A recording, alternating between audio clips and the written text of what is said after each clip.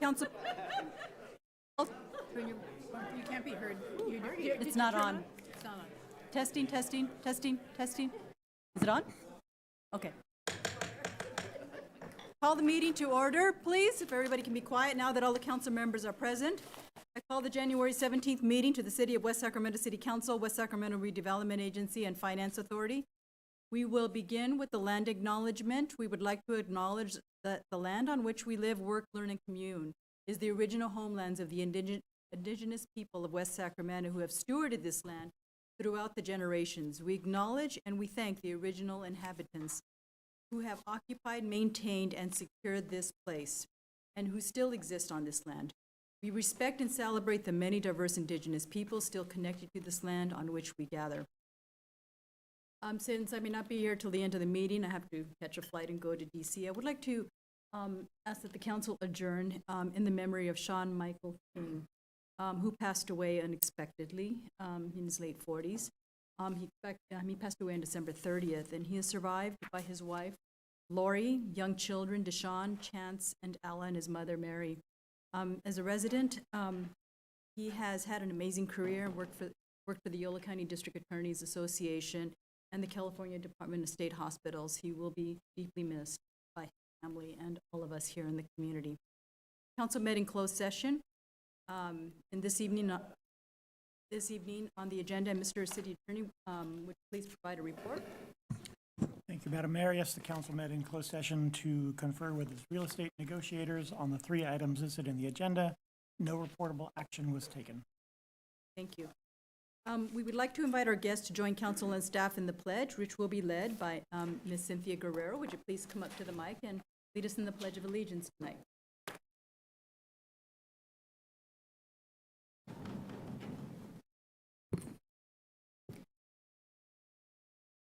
I pledge allegiance to the flag of the United States of America and to the republic for which it stands, one nation, under God, indivisible, with liberty and justice for all. Thank you, Ms. Guerrero, for leading us in the pledge tonight. As is noted on our agenda, City Council is prohibited by state law from discussing or taking any action on items that are brought up under item 1 for public comment, but that it provides an important opportunity for a public forum. The public is given an opportunity at this time to address City Councils on issues not on the agenda. And we do ask that anyone wishing to address council on this or any other item this evening to please fill out a request to speak card and turn it in to the clerk. Once the staff report has been read and we open up the item for public comment, the clerk will announce your name for you to walk up to the podium here and speak. Now, in front of the clerk, there is a timer. We ask that everyone has a chance to be heard, that it be limited to 3 minutes per person. Also in front of the clerk is an analog flip chart, which indicates which agenda item the council is currently considering. We also recognize that for some, speaking in public can cause anxiety, so we request that there be no applause or boos, catcalls, or other demonstrations. Furthermore, so that we may maintain a civil discourse here in the chambers, we ask that those in attendance and those who address the City Council abide by the code of conduct posted and not speak in loud, threatening, offensive, abusive, or other disrespectful language that disrupts, disturbs, or otherwise impedes the orderly conduct of the meeting. Now this brings us to item 1, presentations by the public on matters not on the agenda within the jurisdiction of the council, and each person has 3 minutes to speak. Madam Clerk, are there any requests to speak? Yes, ma'am. Our first speaker is Pearson Rohr.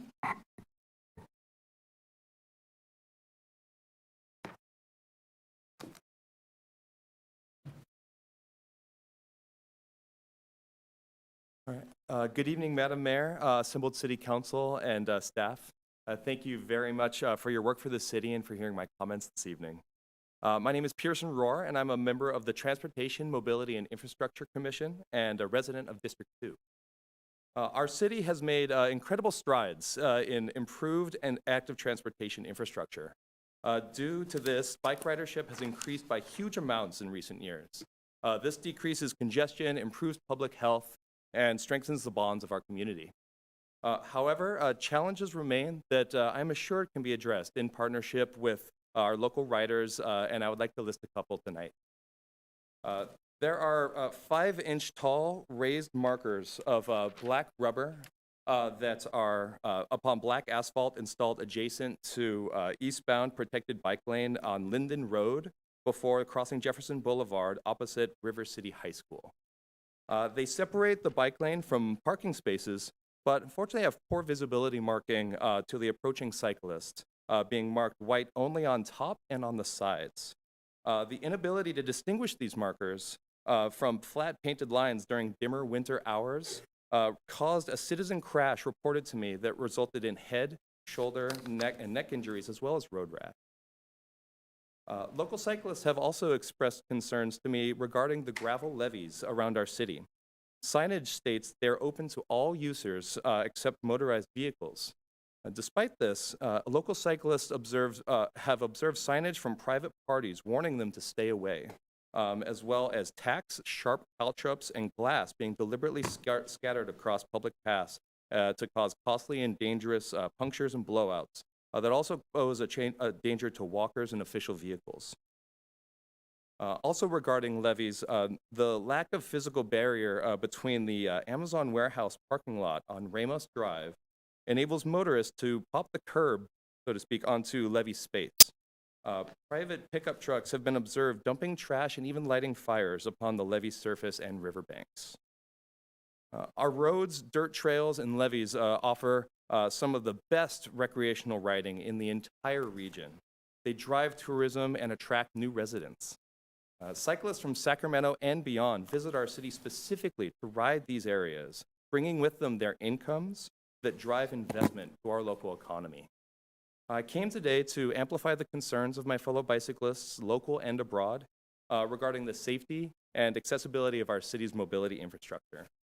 Thank you again for the opportunity to address this council and for all of the time and hard work that all of you spend, Madam Mayor and assembled city council members and staff. Thank you very much.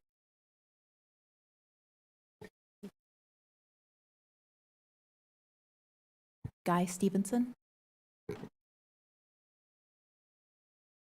Mayor, Vice Mayor, City Council members, I know that you got this letter that I sent to you. You cannot let this propaganda, racial propaganda, because I've had some of my YouTube friends say, hey, let's start putting West Sacramento on the map. When you start blaming the cops, you start blaming the fire department or people need to take ownership for their crap. Quit talking about the police that are not doing their job and all this. You know what? Both my kids are cops, and they're good cops. They're not racial. They don't racially profile anybody. That's just all propaganda that people keep pushing. And then the second little bit is this street down here called Sutter. You want to change the name for what? Because John Sutter 200 years ago had slaves? People need to get over this. Start moving on. Heal from your from history and move on instead of, oh, I need to change this sign down here because it's got Sutter's name on it. Are you going to change the ballpark's name? Or how about Sutter General Hospital in downtown? Or how about Sutter Davis, Sutter Urgent Care? You can't change all their names. So you got one person that comes in there and splatters up crap saying that Sutter was a slave owner. I'm Italian. You don't think I'm pissed off about them taking the statue that was in the rotunda downtown for 152 years? It's just getting to the point where you get city council members that'll say, oh, well, we have a problem with the street because it says Sutter. Let's go take it down. Let it stay there. It's history. Learn from it and move on. And quit, I just don't get it. So I sent a letter to many people, including Fox 40, my buddy with California Body Cam out of Santa Ana. I said, you really need to focus on West Sac because they don't support the police other than Aaron gave them a contract.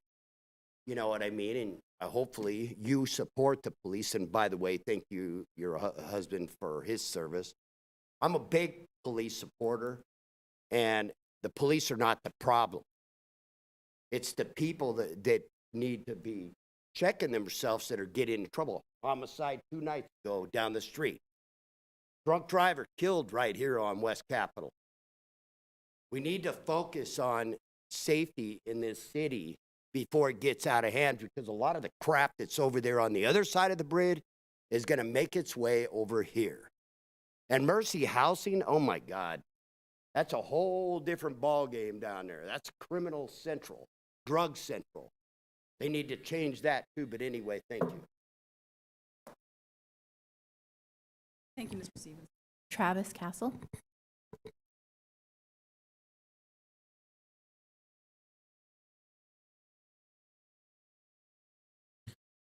Hi, my name is Travis Castle, and this is the Path to Humanity. It's a three-part system that empowers the city, creates millions of dollars of funding per component, all without taxpayer money. So it's funded by businesses, and they participate in the program for $40 a month. They get a participation card similar to how to express their cause that they support. And they also get to access discounts of the discount coupon card. So let's say they offer a free soda with any meal. So that's going to make it where it's profitable because they're going to be able to get more business. There are professional agencies that have listing services, and you'll see it on most businesses, such as Yelp and et cetera. But 25% of businesses participate in those programs. So the numbers I gave you, which will generate right around $5 million of funding in your packets, are pretty accurate. So today I want to focus on the third component of the Path to Humanity, and that's equality. Yesterday was the 159th anniversary of the promise of reparations. The slave owners were reimbursed for losing slaves. Other marginalized groups have been reimbursed for their tragedies and atrocities, which is good. But reparations has been a carrot on a stick. And I'd like to rip that carrot off the stick. And the Path to Humanity has the power to even rip the stick apart. Here's how we're going to do it.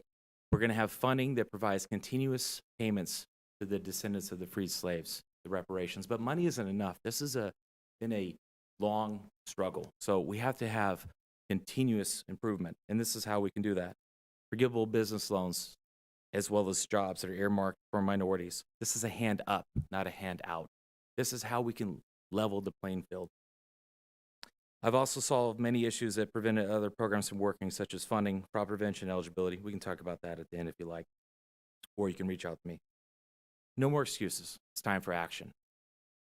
The question is, are you going to tackle this situation and the poverty and the other funding of public safety, which are the three components of this program? Just like my favorite football player, Eric Armstead, tackles people on the field. Great unification for the city. Be a beacon of hope and create a standard that other cities will follow. Or will you tell me no?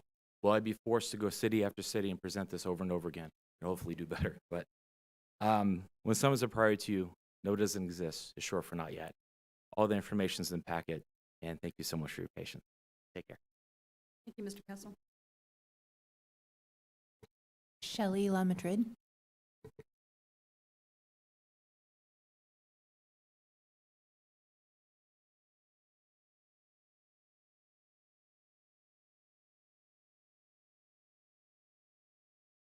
I'm Shelley LaMadrid. Thank you for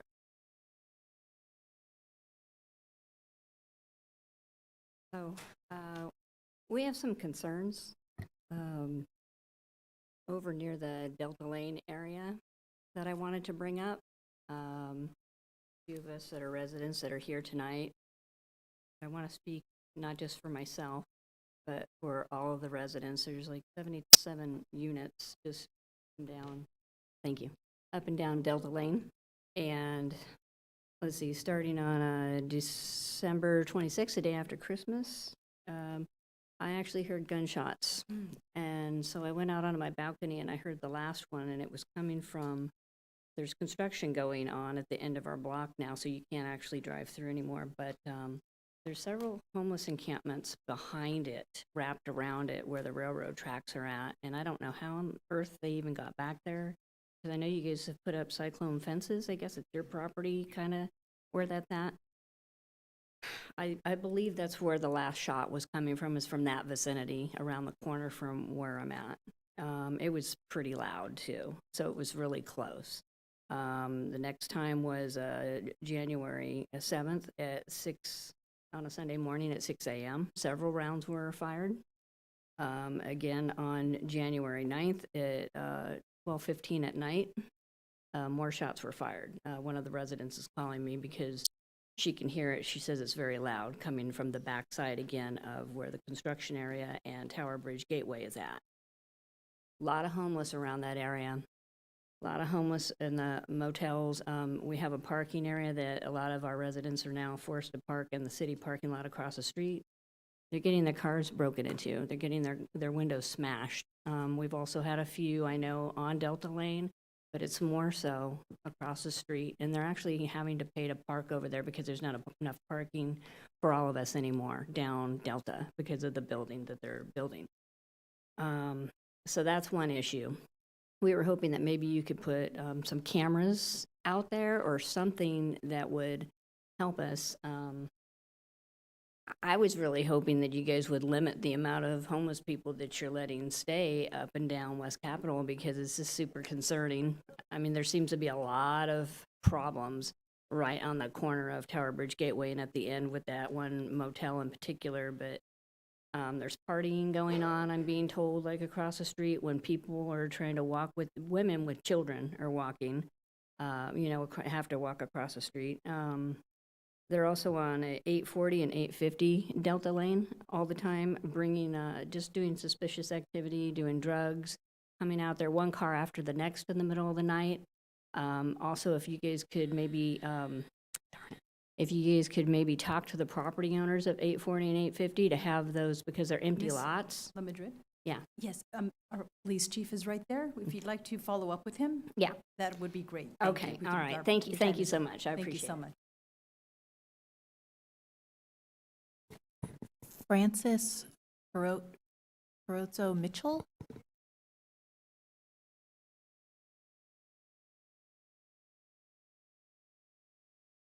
Aaron, this is Frances. She is our new, I left your card over there. The disaster program manager for Yes. the Red Cross for Yolo County. We now have Yolo County and Red Cross. And so we are looking to establish places where we can have shelters, emergency shelters that we may be able to set up in case of an emergency. And so Good evening, Mayor, council members and the staff. My name is Francis Hueso. That was a great, intent right there. My last name is not easy to pronounce. Like Michelle says, I am the new disaster program manager for Yolo County. For about 8 years, Yolo and Sacramento had been considered one territory for the Red Cross, but that is no longer the case. We now are here in Yolo County with our own team, our own resources. I wanted, just to let you know that we are here to serve. Wanted to introduce myself, let you know that we are looking for some shelters here in the county. I've been introducing myself in the community. We have a lot of resources, a lot of preparedness courses that we have available for free. And if there's anything that we can do, just want you guys to get to know me. I'm here to stay, and we are here to serve. Thank you so much. And just so you know, the shelter is not someplace that will be set up all the time. It is someplace that we can access in the event of an emergency. We'd come every so often and practice setting it up and how things would be, and drills, for lack of a better term. And we also have smoke detector, free smoke detectors, Yes. and bed shakers for the hard of hearing. So if there are areas that you're aware of that need those services, they're all free. They install them. They go door to door. They'll introduce themselves. Yeah, that is something that we want to do once a month. And the shelters are only for disaster. Right. As you know, our disaster action team has always been serving Yolo County. We are very proud of the labor that we have done. But since we have our own team now, we wanted to introduce ourselves and just, let you know that we are here. Thank you so much. And also places that can be evacuation centers for if it's an apartment complex or a home or two, rather than the entire town. and there was Michelle is something one else. of my brand-new volunteers. She's very excited about belonging to the Red Cross. And we've already spoke with Home Run also, as getting them on board, so that if the students do CPR or, that we're working on that with them, that can be part of the Home Run program as well. So Thank you. Thank you. And if I could suggest connecting with our Chief Benz. I know that they have worked with the American Red Cross as well when they need to help people in a situation. Thank you. Bellem Navarro.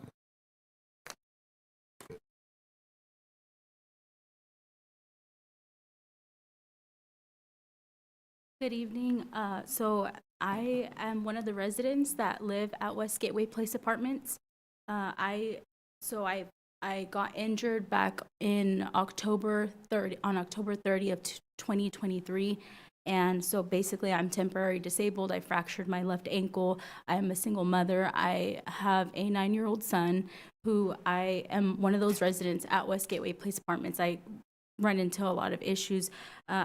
As I was sitting over there, I did check my email and I saw that basically that it says, good evening, your comment was received after 3:30 deadline. And I just want to go into reading that really quickly because it'll help me gather all my thoughts and all of the concerns that I want to address for that property, as Shelley was speaking about earlier.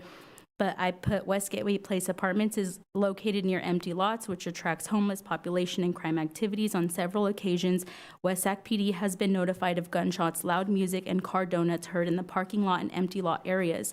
There is a parking lot that residents are suggested to park at. I am temporarily disabled and have a 9-year-old son. Residents at West Gateway Place are also low-income households. Nobody should ever need to cross the busy street on Tower Bridge Gateway just to get to and from their home. On several occasions, car break-ins and vandalisms have been reported to West Sac PD. We are required to pay for a parking space that is unsafe, unmonitored, and highly trafficked with suspicious activity, including sex trafficking. No single person should have to face these challenges trying to live at peace and get beyond living at low income thresholds for their family. Furthermore, on January 16 at about 8:10 a.m., a parking enforcement was witnessed yelling at a woman beside her small child to move her car and tell her neighbors that tickets will start to get issued. I will say that there are residents that do have reserved parking spaces, and they don't need to come across these issues where as often, but they're still dealing with the issue of the unsafe environment where a lot of crime activities are going on. And I am all for the agencies that keep our city safe and enforce what needs to be enforced. But this particular, basically what I'm saying beyond at this, a good amount of what I'm saying is the officer didn't need to conduct himself in this way to tell that specific resident that she was doing the wrong thing, and that issues are going to start to be given. And I just go on to saying that there are many more issues beyond this, but yeah. Ms. Navarro, thank you for coming and being an advocate on behalf of your community there. So appreciate it, and it's noted. Rhonda Pope Flores.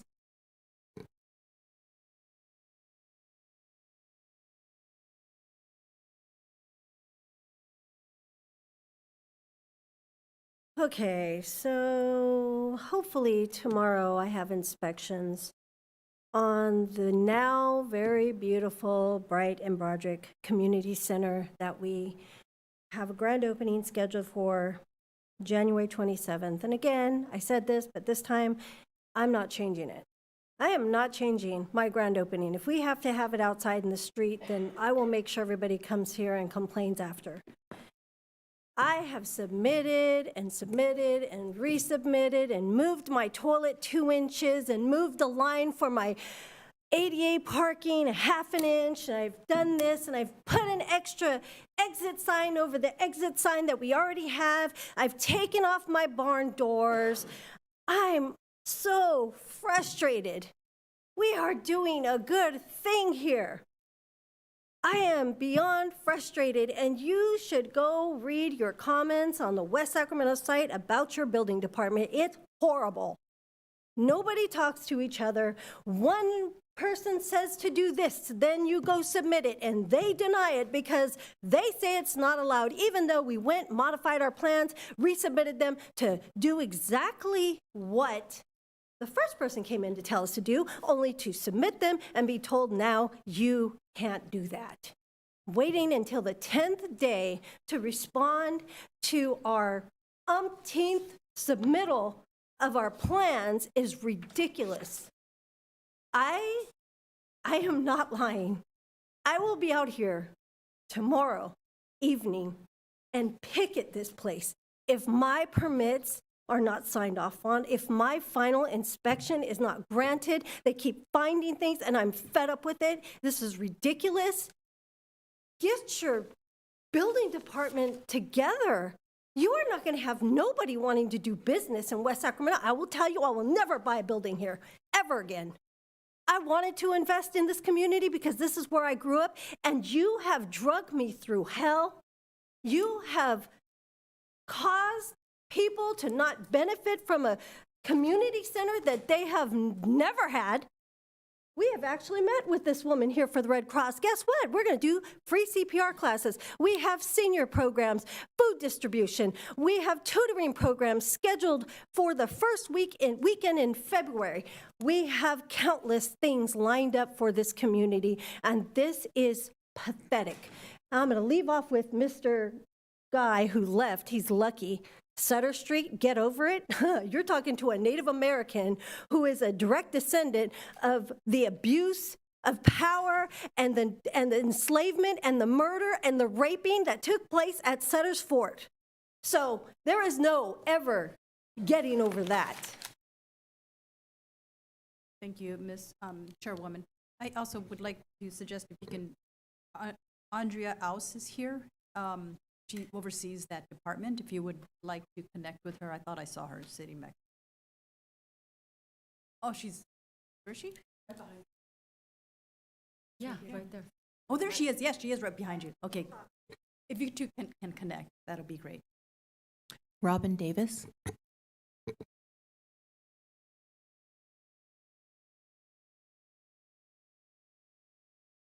Hello, and Happy New Year. I'm Robin, and I live in my 160 square foot semi-off-grid tiny home on wheels on my undeveloped residential property here in West Sacramento. My goal is to continue to share and educate so we can maximize this tiny home on wheels ordinance to its full potential, since council has expressed reservations around THOWs as primary residences and allowing primary THOWs to have another THOW as an ADU. So I wanted to quote Zach Giffen, who was the host of Tiny House Nation and is a tiny home legalization advocate, who stated about 3/4 of Americans do not have children, yet over 80% of new construction since the pandemic has been single-family homes with 3 or more bedrooms. It's easy to recognize that we have a severe shortage of homes that are designed for 1 or 2 occupants. The result is that young adults are finding it extremely difficult to enter the housing market, and older Americans are presented with very few desirable ways to downsize.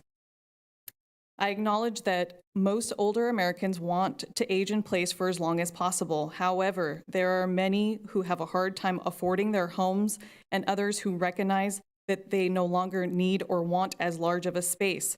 Because of the sheer quantity of homes that are owned by older Americans, approximately 66 million, it means if tiny homes can help even a small fraction of this population downsize, it would free up millions of larger homes and have a dramatic impact on our housing supply.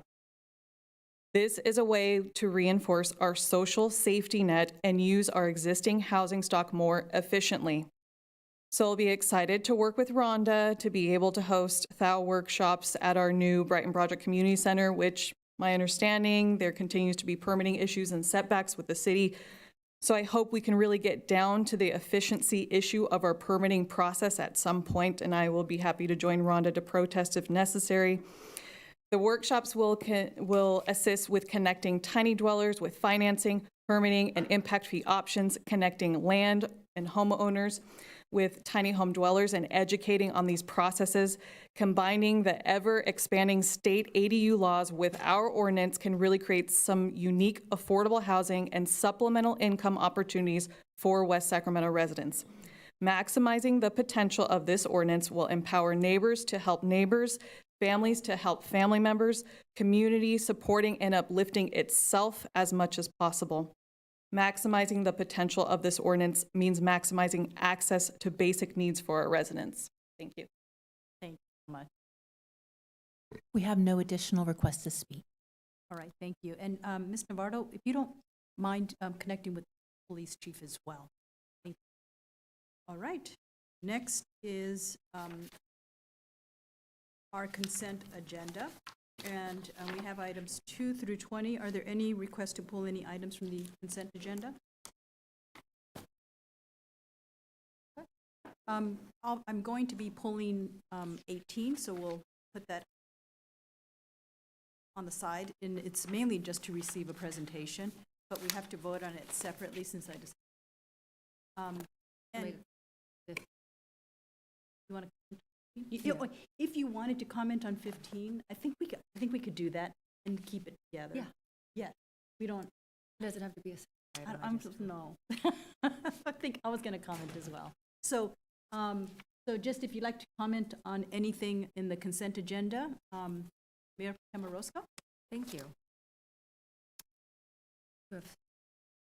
I don't have any questions, so I didn't necessarily need staff. I just wanted to comment on the consideration of the terms of the successor agreement and adoption of the memorandum. The MOU between the City of West Sacramento and the West Sacramento Police Officers Association and adoption of Resolution 24-15 approving amendments to the budget for fiscal years 23 and 24 and 24 and 25. This also is somewhat in relation, although not full, to item number 16, which has specifically to do with the Police Management Association. I just wanted to comment briefly that these are bold moves that were intentional on behalf of this council. I've been on this council for the last 7 years. This is historic in my experience. I think if anything, it's to send a message to our department that this council is in full support of our law enforcement officers, those who have committed their lives to public safety within our city. As a wife, as it's been mentioned already, I won't comment directly, but I will say that from the dais, a wife of a peace officer for almost 30 years for the Sac Police Department, and I've been a prosecutor dealing with serious and violent criminals for the last almost 19 years, that I've seen this from a different lens. I've seen the impact in different cities, not just the city of West Sacramento. We're all struggling when it comes to the retention and recruitment of high quality, smart, experienced, skilled officers going out there and defending our residents and making sure that our city remains safe for our children and for us so we can live, work, play, and learn in this city. This is a very, very important investment. I got to say that I am proud of my colleagues for bringing this forward. Like I said, it is a very bold move in light of limited resources, but this is a very deliberate effort. And I know Madam Mayor will probably say very likewise. I just want to say, I want to commend my colleagues for bringing this forward to the city. Thank you, Mayor Camarosco. And I also did want to make that comment as well. We don't take the job that they do, risking their lives and the toll it takes on their families lightly. We, have it on our mind and hearts every day, just knowing that the struggles they go through is because sometimes, there is, a different time, a different day-to-day working as a police officer. And as you've heard, there was a shooting on West Capitol Avenue and a death that led to that. So gun violence is real. You're hearing it with, the guns being shot at night. It's happening more frequently. And so, as a council, we will do everything we can. And this contract, in addition to all the other, all the first responders, we have multiple contracts here before us that we've worked closely with those that are serving our community, both fire and police. And so we are really grateful for their service, their dedication, and their passion. As I see them working just constantly without complaining. But my concern is the attrition that I've seen over the years. And so this happens over a period of time. And, working with them or going on a police ride-along, sometimes I feel like they're not, that I hear that they're not appreciated. Well, in fact, you are appreciated. You are hearing it, and hopefully this contract demonstrates to all the men and women serving both in police and fire that we truly value your service and greatly appreciate your dedication and hard work in our community. And with that, I'll accept a motion taking item number 18 out. So moved. Early second.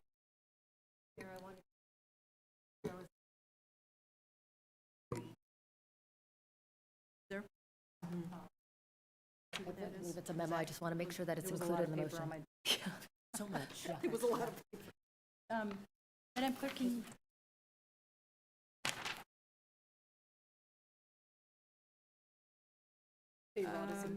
so this is, what's the additional piece of paper?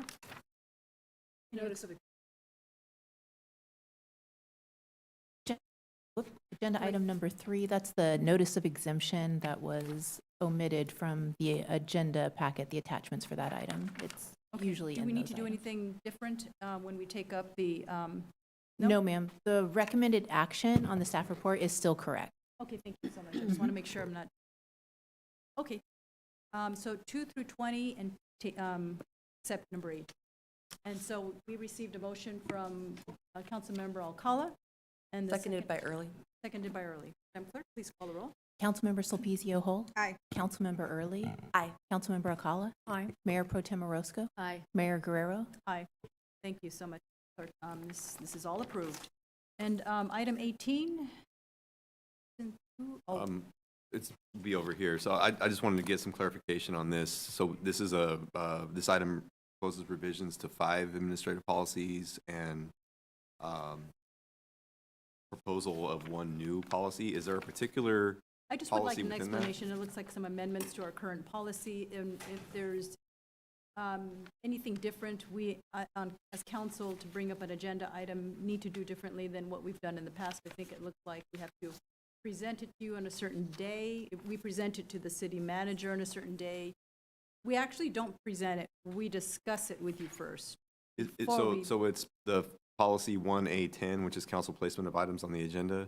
Correct. That's the one you're referring to? So would you be okay if we just presented on that particular one? Because That'd be great. be more efficient. Okay, thank you. Thank you.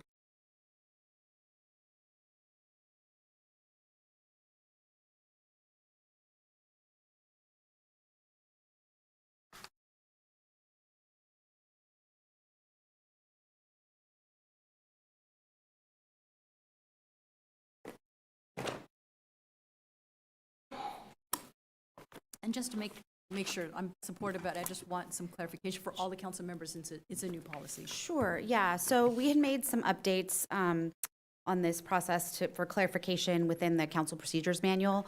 And so the intent here was just to make the similar revisions in the actual admin policy, so it was more consistent with what we put in the procedures manual. Just little words were slightly different, so we just wanted to make sure that it was So we're more aligning consistent. Yes, with basically how admin we and procedures. Okay, good. yes how we have been doing So it. it's not anything new or different? No, Okay, great. it's the same. Thank you. Okay. All right, I'll accept a motion if there's, Mayor, may I make a comment? yes, go ahead. Thank you, thank you. I just, thank you so much for bringing this before us. I have no opposition to the proposed policy changes. The one thing I did want to say, just for, I know I've had continued issues with certain, I'm an absolute proponent of people bringing community amenities In fact, it's even better when we have groups around our city that come and bring forth these ideas. We can't do it all as a city. We need our community to come forth and do wonderful things, activate our parks and amenitize the resources in our community. What I did want to hammer home, though, is that there are some times when we have players that disobey the policies, and I want to make sure that we aren't continually overlooking or keeping the door open for folks that cannot obey basic municipal code. For example, if there are political events at parks, at city property, and there's a violation, clearly we have to hold folks accountable. Or if there is a disregard of code enforcement by bringing, hypothetically speaking, live animals to a public park, and it's been something that has been addressed. I really want to make sure that our community is aware of what the parameters are and that we are holding people accountable, because as much as I want to have great programming in our city, I also want to ensure that we are setting the most appropriate standard of what's allowable and what's not. Thank you, Madam Mayor. Thank you. There was a lot said in there. Part of it I was a little confused, but if there's any questions about what the Mayor Pro Tem said, please feel free to contact the administration so that whatever's referenced, it's not confusing to the public. And motion on this? First of all, I'd like to open it up for public comment. Madam Clerk, is there any request to speak? We have no request to speak on this item. Okay, thank you. Closing the public comment, bringing it back. Council. So moved. Early second. Thank you. Madam Clerk, Councilmember Alcala moved and Councilmember Early seconded. Please call the roll. Councilmember Sulpicio Gold. Aye. Councilmember Early. Aye. Councilmember Alcala. Aye. Mayor Pro Tem Orozco. Aye. Mayor Guerrero. Aye. Thank you so much. So I would like to move up agenda item 24. If we can, if it's okay with you, that would be great. And agenda item 24, under the regular agenda, capital projects, is a workshop on project labor agreements for city construction projects. And who will be doing the presentation? This will be our Capital Projects Director, Ariana Adami. Ariana Adami. All right, please, Ariana Adami, please come up.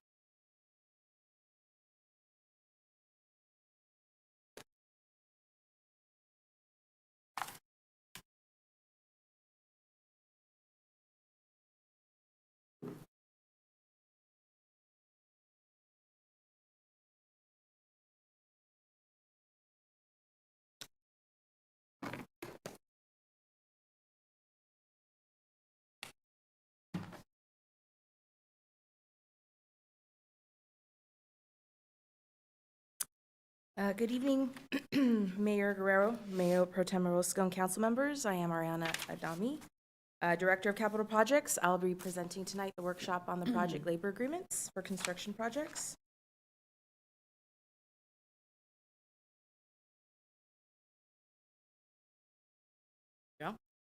This presentation will include a brief background on the topic, a review of key considerations, and I will share some proposed alternatives. Project labor agreements are pre-hire collective bargaining agreements that can be utilized on construction projects to establish working conditions, detail management rights, promote local workforce development, and limit work disruptions that could lead to construction delays. These agreements, which are also known by other names such as workforce training agreements, project stabilization agreements, or local hiring agreements, are entered into by contractors and unions and typically include the following components. There's a recognition of the union as a sole bargaining representative. They have requirements for contractors to utilize union referral systems for hiring workers. There's an agreement that contractors will pay union wages and benefits. They include a grievance process and arbitration procedures to resolve disputes. They include goals or requirements to participate in apprenticeship programs to develop local workforce. They can include a local hire program, and it includes limitations on work delays and stoppages. PLAs originated in the private sector and have been in use in the public sector since the 1930s, a period of our nation's history when labor actions resulting in project disruptions were common. PLAs are authorized under the National Labor Relations Act. Over 40 California cities, including LA, San Jose, and Berkeley, have used PLAs. Locally, several jurisdictions, including Sacramento, Oak Grove, and Stockton, utilize project labor agreements, but West Sacramento historically has only entered into one PLA, which was for the Palmadesi Bridge project in 1996. Staff presented an issue paper on PLAs at the Council's 2022 Strategic Planning Retreat. Following that presentation, Council directed staff to follow up with an agenda item on PLAs. The Council carried this item forward into the 2023 Strategic Plan as the policy agenda priority titled PLA's Workforce Training Program Evaluation. This report is intended to fulfill that Council policy agenda priority.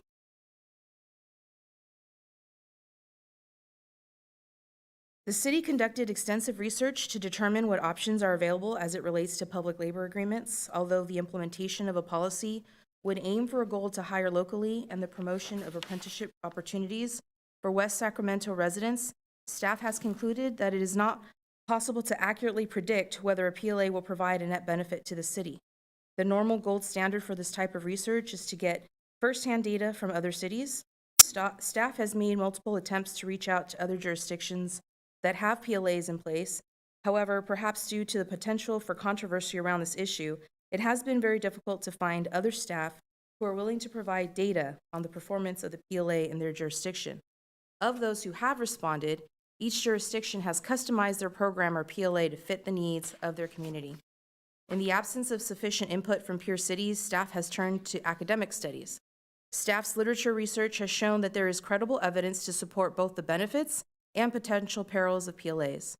For example, supporters of PLAs cite studies that show their agreements promoted smoother project implementation, increased local hire, and brought local workers into the construction trades without increasing project costs. PLA critics point to different studies that show substantial cost increases for projects with PLAs compared to similarly situated projects without PLAs.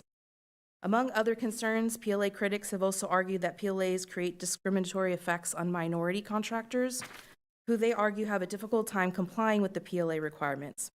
As a best practice, staff strives to minimize the potential for unintended consequences by recommending the simplest and lightest policy intervention necessary to effectuate the council's intended outcome in a given situation. From that perspective, a PLA is a heavy intervention in the already complex public works construction process and carries with it a strong potential to affect both the cost and the timing of city construction projects.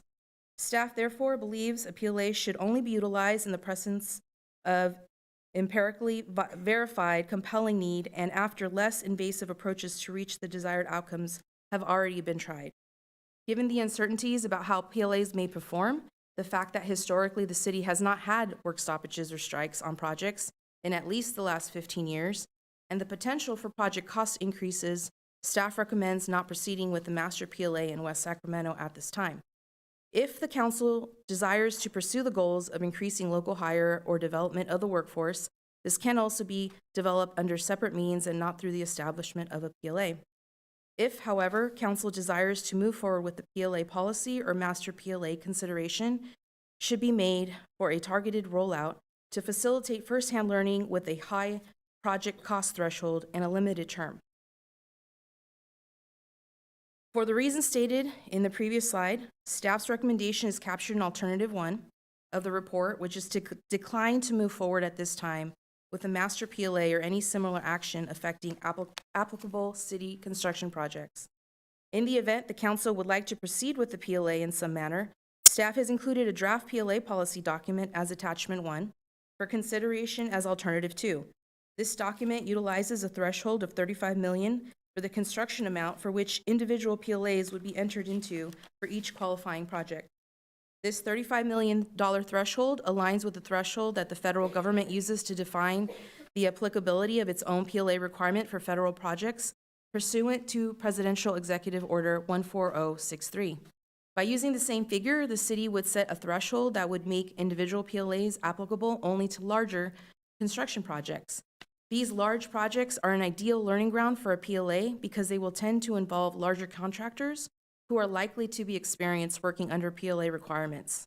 Additionally, focusing the scope of the city's first PLA project on such major projects will allow the city to cut through the noise emanating from advocates on both sides of the PLA issue and learn from its own experience with these agreements, while shielding smaller projects from the potential disruption of being caught in the city's learning process. The third alternative, included in the report, is for council to provide direction to staff to develop a master PLA with a defined project cost threshold, term, and other items council would like to include. A list of representative, complete, active, and future projects has also been provided as a reference as attachment 2.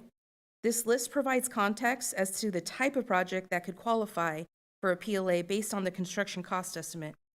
The document was developed to assist with decision-making, and the estimates are subject to change in the future and were provided as an illustrative example.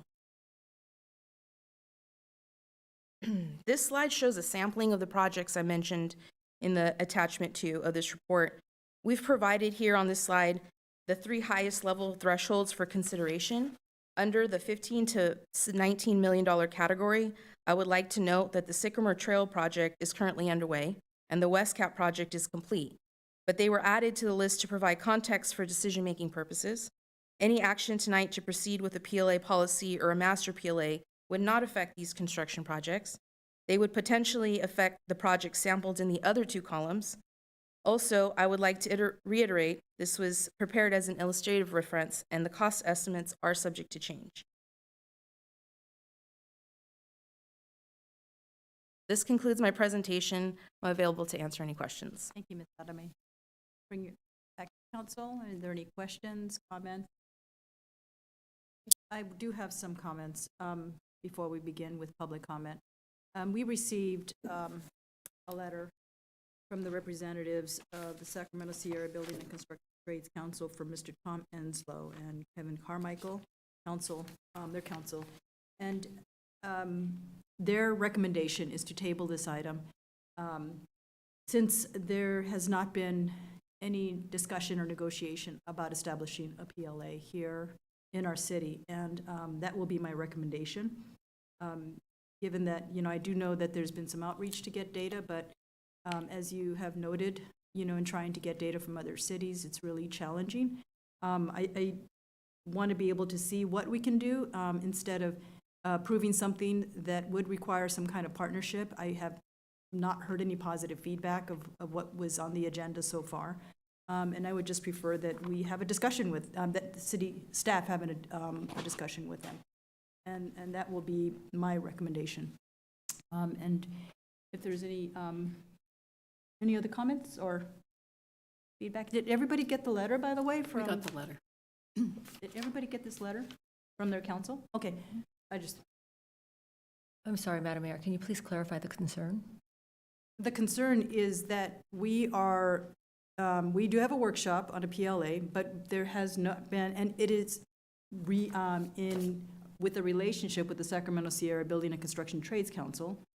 And since we had this discussion in the strategic planning retreat in February, there has been no request to meet and establish a PLA with them. And what we have before us on city council is, we do have even an administrative policy that references that there will be working with the unions in establishing a PLA. Well, this is premature in that we needed to get a relationship built with the Sacramento Sierra Building and Construction Trades Council. The components of a PLA, that's the steps that need to be taken, not for council to create policy and to move that forward. That's not how a PLA is established. Mayor, if I may, also, have you tried reaching out to the Sierra Building? So I'll refer to Aaron because I do believe he had a few meetings. Let's go way back. So there, after the council retreat, there was outreach at that time to the trade unions, and it was more in the scope of conducting research into trying to get information from the different groups that had an interest in this overall topic. I'm a little confused by the notion that we would start again backing up to where we were with council direction. We were directed to explore what PLA's options would be, what the background is on the policies and the pros and cons, and bring that to council for consideration. And that's what we're here to do tonight. It's accompanied by some recommendations. So we typically don't provide you information without some sort of recommendation on what we think is the right path. So you've heard that. You've heard staff outline that recommendation along with some options that you could consider for if you wanted to jump ahead to, okay, we want to establish a master PLA. We've given you a sort of a, a framework for that. But I'll say, as the manager here, this is a topic that was driven by council interest, and we need the council to talk about it and give us clear direction. I can't go start negotiating something with a group that has a specific interest in this. And furthermore, that wouldn't really be responsible for us to do with our time when we don't know that there's a council behind it that supports the idea of when that agreement comes back, actually, approving it as city policy going forward. So that's why we're conducting the workshop tonight. There has been outreach and there's been subsequent outreach. It was just a meeting, a couple of meetings that I had at the mayor's request with different groups. But I think it's very appropriate tonight for the council to talk amongst themselves and hopefully get to some consensus around the direction you want to go here. And then we would bring back, if that direction is, let's go do a master agreement, that's what we would go negotiate and we'd bring it back. I would like to see this put off, Aaron, and a master plan, just to let What are we putting off? The 3. discussion? No, I'm just trying to figure out what exactly would we put, because today is we're supposed to be talking, hearing public comment, and then it sounds like, I think, if I'm following this right, there would be the opportunity, based on the direction that we give, to go have further discussion. Right. So what are we tabling? I just want to make sure. It's just, I'm not saying tabling. Okay. I should have been more clear. No, it's okay. Option 3 is what I believe we should do. Okay. Okay, Do you want to put the options back up again? Sodomy.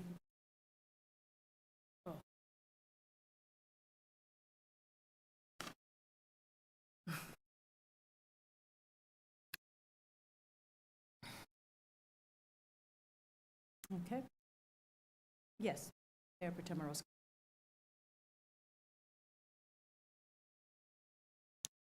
It's not the first time or the second time, or even probably the third, that I've seen an action that's similar like this happen on this council. I've spent countless hours preparing for tonight's meeting, speaking with a variety of people, making sure that I was educated about the issue and taking very valuable time away from my family and my community and a lot of other priorities. And I say that for myself. I also say that for every staff member and every constituent in this council chamber tonight, people who wrote letters to us, people who had researched the issue and came prepared in order to provide their public comment. I know that, and this is absolutely no disrespect to any particular groups that didn't make it to any negotiations, but this was, from what I understand, pushed forward by my colleagues on the dais and we're dealing with it tonight, and we're here to get some work done on this. My concern here is that I understand, Madam Mayor, that you did bring several meetings with our city manager to many of the trades. And I want to just make sure that we are not doing a disservice to our time, our staff commitment, and to our city's resources and all the folks that are here waiting for us to discuss this matter because we received a letter. That's not to discount the importance of having these meetings, but we're here tonight and we're here to discuss through a workshop how we can shape policy so that way staff can come and bring ultimately a policy before us, so that way we can make decisions about it. So it's not the end all be all, but we're here and prepared to talk about this and exchange ideas in an open setting. And I think that by putting that off, as for the rationale presented, I just think that that's a little short-sighted. Forgive me for being so blunt. Mayor, if I may. Yes, you may. I think it's really important to remember what project labor agreements are about. It's providing good prevailing wage, for workers that are out there. And that's why I think this discussion is really important to have with the unions, which we haven't done. I know your feeling on this, Aaron. You've never favored project labor agreements. You've given us reasons why. You believe that, they drive up costs and all. But there is another view on that, especially coming from people who are in the unions. I mean, when you have a project labor agreement, you basically get something in on budget and on time. And I think that's been an issue in other jurisdictions, even has led to litigation when people don't get things in on time, on budget, on time, and there are overrunning costs that wind up in the long run costing people a lot more money, especially cities and jurisdictions. So I think it's really important to bear in mind that, if we're going to have a project labor agreement, we have to hear from our unions. It's really important to do that. And I know your concern is, Aaron, you said, there's a new council that may be coming. They may not necessarily go with something that we're agreeing right now. And with all respect, like when we do contracts, did I misunderstand what you said? Yeah, that's not. Never heard. No, so let me just try to reframe this, okay? So we are here tonight because we were directed as a result of council strategic planning to provide information to allow the council to consider doing a master project labor agreement going forward, or not. It's our job to provide objective information.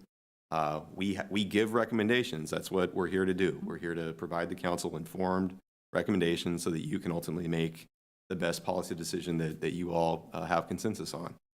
This is a big topic, obviously. So we did spend the better part of a year trying to do a good amount of research. I think Ariana did a good job of talking about the challenges that go into that, trying to find objective data and talking to other cities. And so we're here tonight with the summary of that. More importantly, we're here to ask you to give us direction on where you want to go with this. We provided a recommendation you can see up there, and I don't want to spend a lot of time more than Ariana already did explaining the rationale for why staff, objectively speaking, is providing that recommendation. If the council, the policy desire is to move ahead for whatever reasons you have, then we've given you a couple options for how we could proceed with that.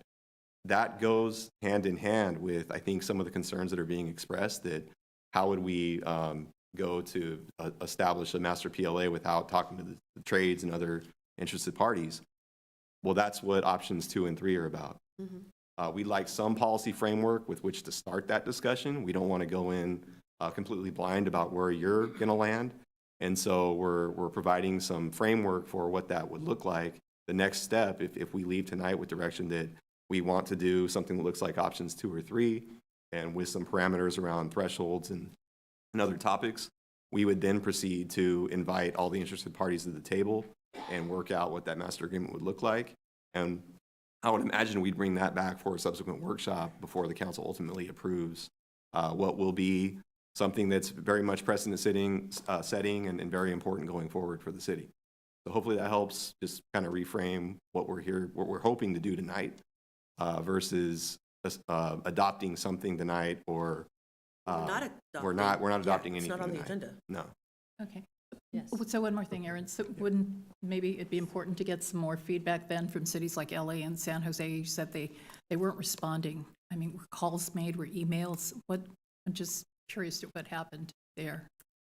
So we split this up. This is a team effort to do research. We did reaching out to jurisdictions and speaking with them over the phone, via email, and we reached out to several jurisdictions. So we have some feedback. Some were reluctant to share information. We weren't able to really gather data, which is what we were trying to. Our main focus was to get like numbers, and so. Yeah, we did make attempts to reach out to the cities that have them in place.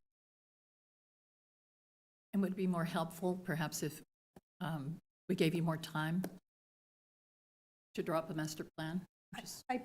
More than a year? In developing a master plan, master PLA, it would be a negotiation with the Sacramento Sierra Building and Construction Trades Council. My impression from the discussion with the city manager is that we're not doing that. We're going to establish a policy, but there's no negotiation with them. And we have also here tonight the carpenters who have a different idea.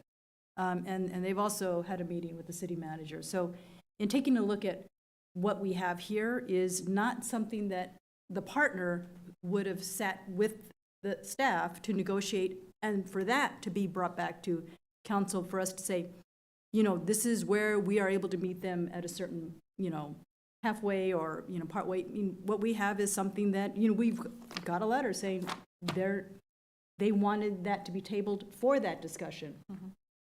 I think it's pretty simple. I don't.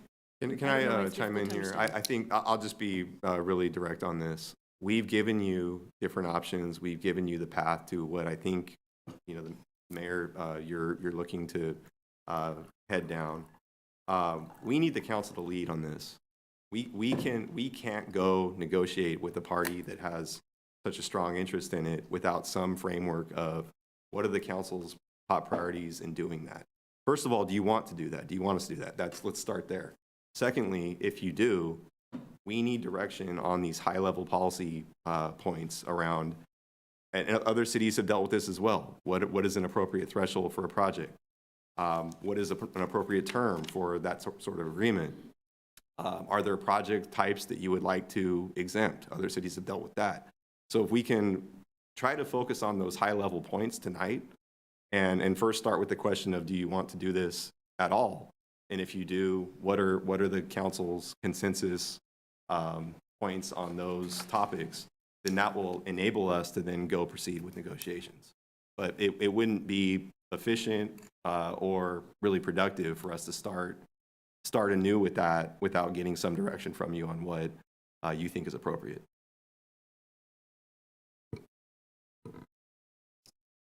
No other comments? I would love to hear public comment All right, if we're. We'll open it up for public comment. Madam Clerk? Our first speaker is Neilden Charles.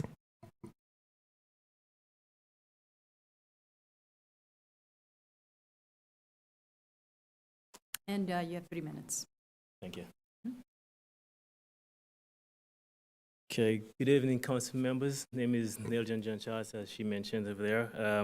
I just want to start by saying I'm not here to speak specifically on implementing the PLA, but I want to speak on overall labor standards that the city can implement, right? I ask that you make sure contractors who are doing work in your city use a state-certified apprenticeship program, right? Because you want to make sure that you have apprentices that actually graduates, right, versus having an apprenticeship program that there's no graduation rate to it, right? So we want to make sure that we actually at least acknowledge an apprenticeship program that actually graduate apprentices. Also, I want to say that you should make sure that contractors who are doing work in your city are providing healthcare to the workforce. That's it, right? The healthcare cost is already embedded into the prevailing wage, right? So we just need to make sure that it's actually going towards what it's there for. If a worker doesn't have healthcare, then the cost is actually passed on to the city and the taxpayers' dollars. And in this day and age, if you have a contractor who's not providing the healthcare for the workers, that tells you a lot about their reputation. So just put that into perspective here. We should also encourage a local hire workforce where you're ensuring that the money circulates in the region and encouraging fostering growth and economic vitality. Obviously, the city does not want to pass an overall citywide PLA, but I believe there is other ways of accomplishing the same goal here of uplifting workers, right? And the city, the Yolo County has actually did something similar to what I'm talking about, where you recognize healthcare, apprenticeship, and local hire ordinance. And like I said, it's a way of uplifting workers. That's the whole point of a PLA, is making sure that folks who are actually building your city are actually getting taken care of and getting them up to the middle class, right? Because I know there was a few speakers here who talk about living in a certain low socioeconomic areas, but that's a way of basically uplifting folks and getting them to the middle class. So what I'm gonna recommend is ask that the staff work with Yolo County and see what they have in place there. And I believe if it works for Yolo County, there is no reason why it should work for West Sacramento. Right? Thank you. Give me time to speak.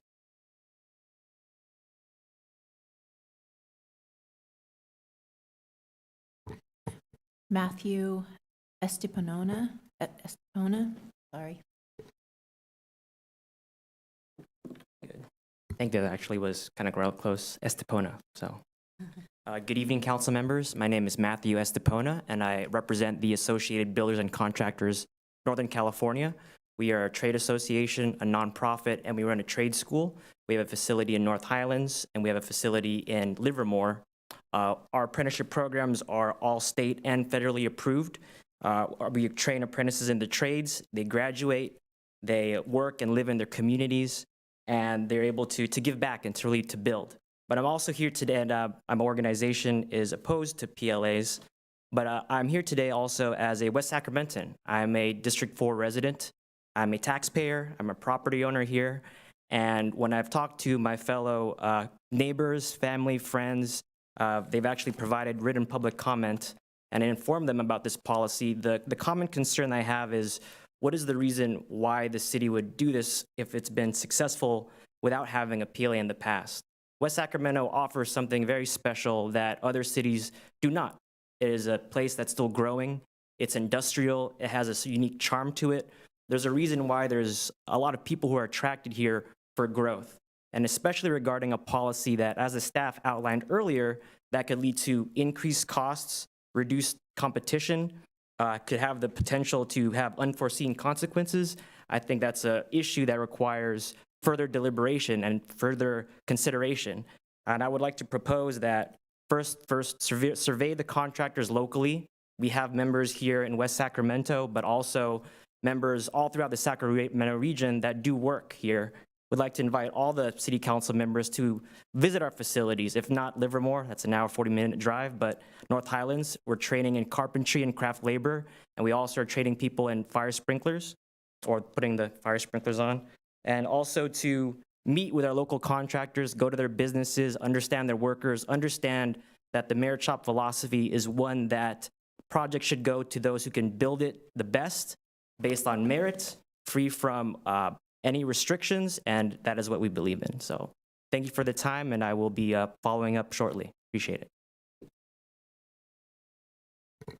Richard Markison.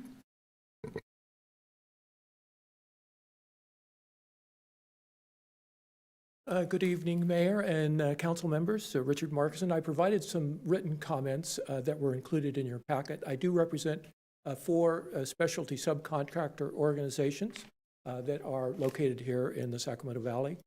Each operate state and federally approved apprenticeship programs, training future journey workers in construction careers. We view project labor agreements as a solution in search of a problem.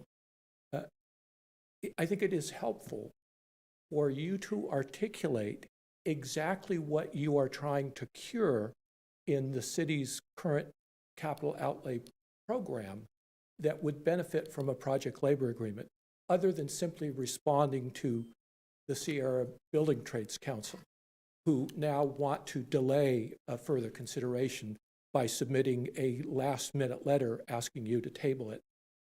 It's a solution in search of a problem.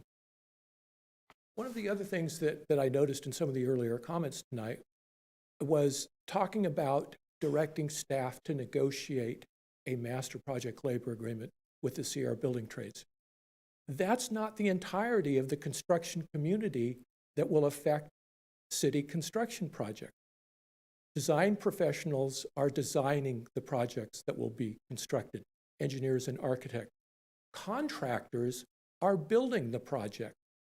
And yet there's been no discussion about including any of the other parties that are responsible for the city's capital outlay to be part of the negotiations, to be part of the discussion.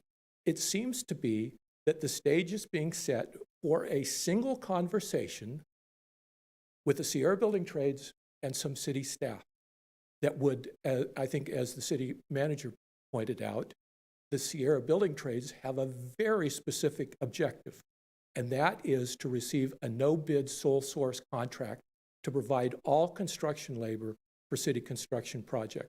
And I can almost guarantee you that they will not adhere to the recommendations of city staff for a limited term and a relatively low threshold.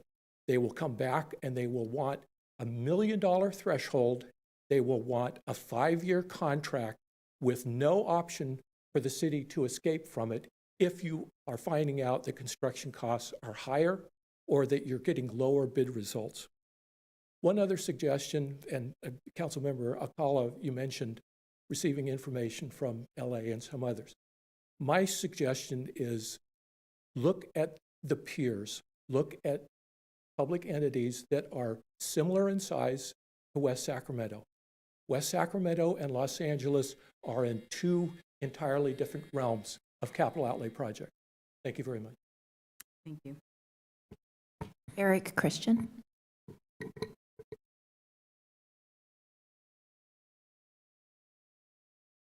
Good evening. My name is Eric Christen. I'm the Executive Director of the Coalition for Fair Employment and Construction. We are a statewide organization that was formed 25 years ago solely to oppose discriminatory and exclusionary project labor agreements. The fact that you're having this discussion tonight is problematic in an era of high inflation, unseen inflation in the macroeconomy, but in construction even more so. You're seeking to do something even by discussing this that would just make it worse by excluding the vast majority of the industry in this region, according to the Bureau of Labor Statistics, that chooses on a daily basis to wake up and work in a union-free environment. According to the BLS, almost 90% of local construction workers choose to work in a union-free environment. Their union brothers and sisters who produce great products make up just slightly less than 15% of the local construction workforce. You're telling the local workforce that is primarily union-free that they are not welcome on your project. And we look forward over the coming days and weeks to explain exactly how a PLA does that. Quickly, a PLA, and if you've read one, you've read them all, forces all workers to have to pay into union health, welfare, and pension plans they will never vest in. Those are 5-year requirement minimums. You work on a project for a couple of months, your $20 per hour and plus in benefits that goes to those benefit packages that are union versus the ones they currently have, they are lost to them. That is wage theft. The city councilwoman mentioned prevailing wage. That's not the issue. Everyone gets paid the same wage on a public works project. That is not even up for discussion. What happens to a non-union employee is they lose about $20 an hour. So they actually are getting paid less under a PLA. The non-union contractor is forced to only use a couple of their own employees under most PLAs. And the young men and women in the non-union apprenticeship programs, which if you haven't had a chance to visit those here locally, I encourage you to do so. And if you haven't, you need to visit them before you make a decision like this. Go visit those young men and women in these apprenticeship programs that are state certified and want to be tomorrow's workforce. And they are explicitly excluded under PLAs like the one at the city of Sacramento. They can't work under a PLA, explicit discrimination. I encourage you to do that. Those provisions make it impossible for a union-free contractor to even want to bid your work. So with the PLA, you're going to reduce your bidders, you're going to increase your costs, and I ask, why? What is the problem this solution seeks to remedy? But something you need to ask yourself tonight is, where are the union contractors speaking up in support of these? Where's Roblin? Where's Turner? Where's Otto? Call them, ask them what their position is on PLAs. They will tell you to stay 100 miles away from them because they will lose all of their non-union subcontractors who they rely on to provide good bids. They know that Rexmore Electric will not bid a PLA. They know that Berg Electric will not bid a PLA. They know that Iron Mechanical will not bid a PLA. All of these within a couple of miles of this building will not bid your work. And that's why the union contractors will not speak in support of these tonight, just business agents. Thank you for your time. Randy Kerr.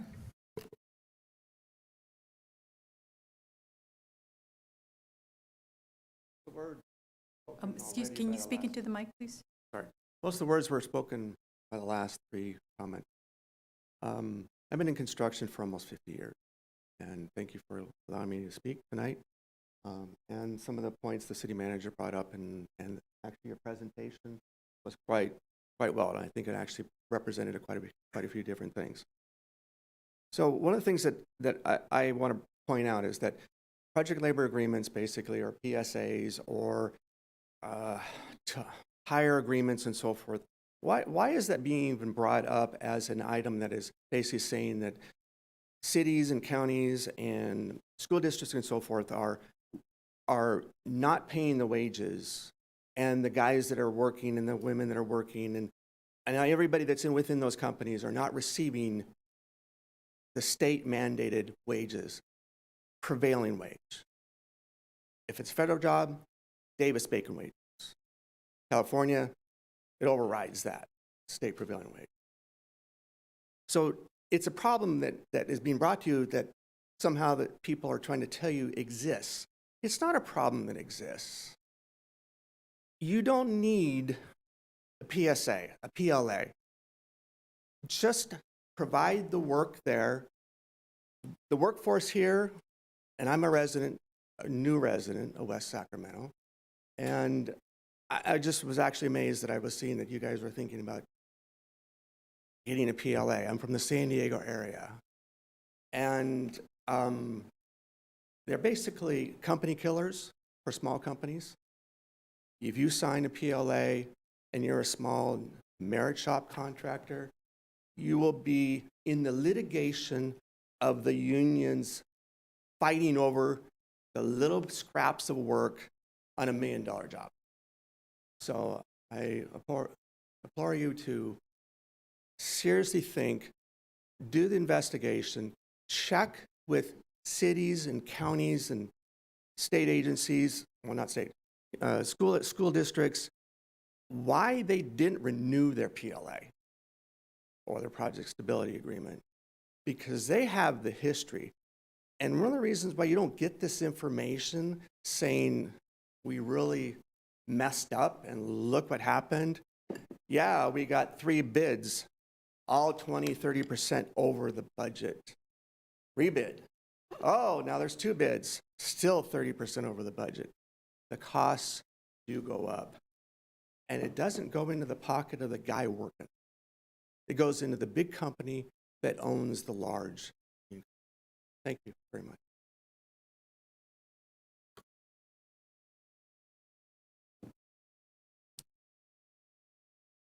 Dan Ramos.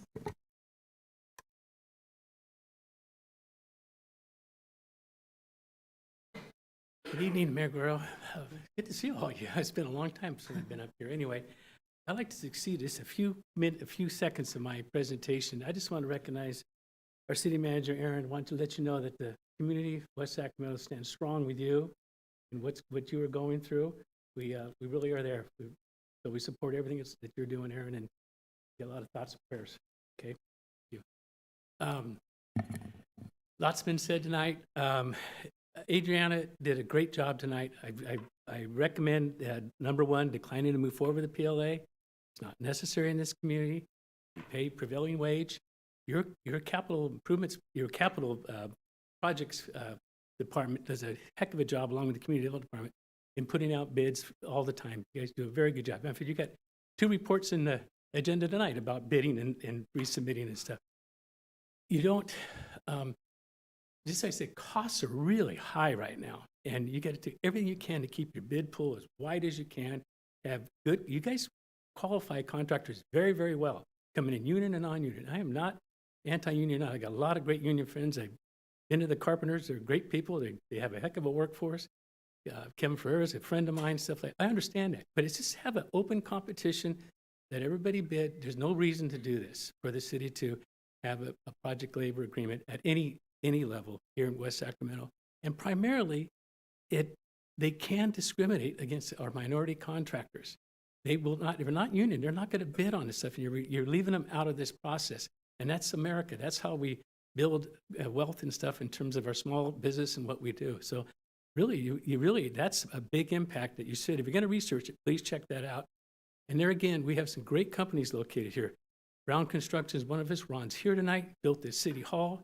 You'd be excluded on some of these projects if you win a project labor agreement and stuff. So it's important. My brother's company, Ramcon, does a lot of work, been here for 35 years doing environmental cleanup work.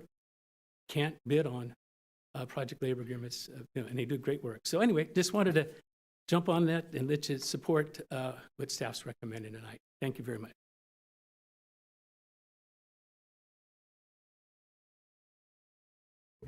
Tim Campbell.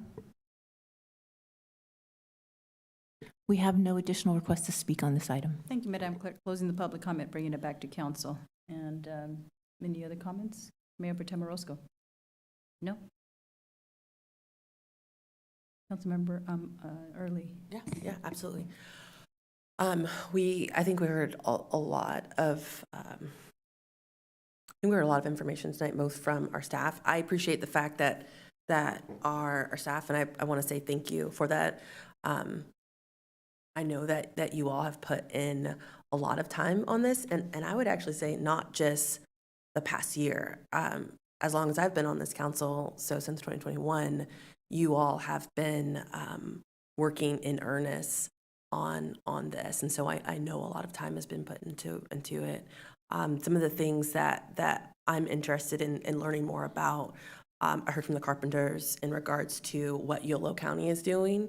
I had not realized that was happening. I was like, huh, that's kind of interesting. Things that again, because this is a workshop and you're looking for direction, so I'm sharing my thoughts on this. Things that came up for me that are really important is the fact that when we do require prevailing wage, right? And so that I'll continue to reiterate that is a requirement for working in the city of West Sacramento, period, point blank. That is not something that PLAs would be bringing, at least to our city, because it is required. I actually think it's state law, but it's required in West Sacramento. Also, healthcare, obviously, is also required. But things that I'm really interested in for something like this would be us hiring local, and us having a training program that would allow, particularly for some of our zip codes that may be lower SES, really trying to support a workforce that is coming from our city and coming from areas that really need additional economic opportunities. And ensuring that we do not only have healthcare for the individuals themselves, but have healthcare for their families as well. And so those are values that I'm interested in, whether it's coming under a PLA or something else. I think we lead with our values, and so I just want to call that out. Thank you. Councilmember Early. I just want to make some comments, Mayor, thank you. I was on the school board, and one of the biggest problems that we had, and we spent hundreds upon thousands of dollars on, was our high school. We didn't have a project labor agreement. People who were hired weren't necessarily trained well, or I don't know what the problems were, but I knew that we had a lot of problems with the high school. My understanding is we're still having those problems with the high school.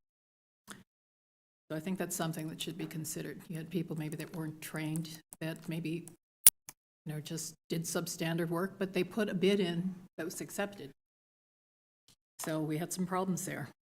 Also, litigation. The city, without saying too much, we know we've run into problems with litigation because maybe we got bids, that were maybe around some of the lowest. When we actually got the workers in there, the work wasn't good. And we ran into problems, and litigation ensued. I strongly support PLAs because I know when you have a PLA, and you do have unions, they're guaranteed the work. They've been well trained, and you enter these PLAs, as I said, you get the work in on time and on budget. So it's one of the reasons I'm a strong supporter. As for the minority-owned businesses, some of these minority-owned businesses sometimes don't pay their folks. There's no guarantee they're going to. And I know that. That's why we have lawsuits out there for not having paid overtime, not having done the things that they were supposed to. And I can tell you I know that on a personal level. So those are some of the concerns that I've had and why I think the PLAs should be in place. Thank you. Member Sulpicio Hull. Thank you, Madam Mayor, and thank you for everyone who came or who's here tonight and shared with us. I too, my colleague Mayor Pro Tem Orozco spent quite a bit of time preparing for tonight's meeting with meetings and phone calls and research. And thank you for everyone who gave me time, especially staff, all the work they put into this. We share similar values, and as my colleague said, those values, leading with the values of the importance of investing in West Sacramento families and businesses, supporting our local families through tough economic times, and this is things that we hold dearly, and it's what we weave into all the work that we do. I think the conversation of PLAs and what this looks like and how we proceed is a process, and it's going to take us working together with respect and focusing on the common goals details may come into conflict, but we commit to working together with the goal of focusing on West Sacramento families and the community. You know, some of the things I wrestled with and some of the questions I have, you know, who is supposed to be at the table? How do we support local workers and local businesses with the elements of a PLA, and how do we favor local companies when PLA options aren't available? You know, I've learned pre-apprenticeship programs are a critical component of the construction trade pipeline, and these are typically run by community-based organizations and situated in high schools. How do we do that in West Sacramento so that these apprentice programs really do provide the quality jobs of our students coming out of our local high schools? You know, how does this interact with our home run program and our CTE pathways at River City High School? And then, you know, what does success look like when we come out at the end of this? Who's going to track that data? You know, how do we know that what we're doing is right for the community? And so what I heard from staff is you're looking for some direction on threshold, terms, project types to exempt. Can we have that conversation tonight? And would you like me to go into that? Yes, the goals were, if the consensus direction from the council is that you are interested in proceeding with something that looks like a master PLA, then I think it's very appropriate to have some discussion around those big picture policy topics. I think we really ask you to start with the essential question of, is a PLA, whether it's a policy or master agreement, something you want to do first and foremost, and then if that answer is a consensus yes, then absolutely we want direction on those big topics.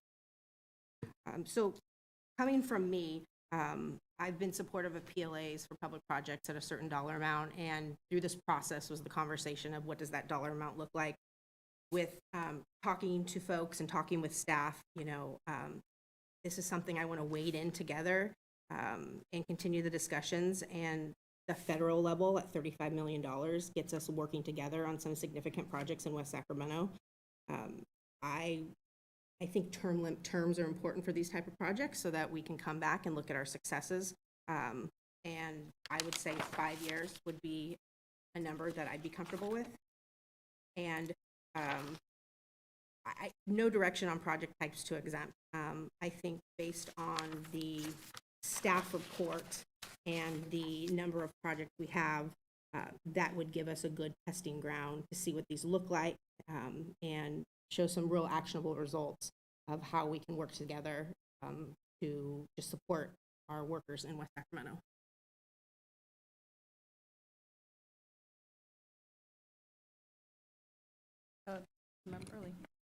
So some of the things that we heard tonight, it sounds like the staff and I think Madam Mayor, as well as Councilmember Akla and all my colleagues touched on the fact that it sounds like there's additional work that needs to be done by our staff.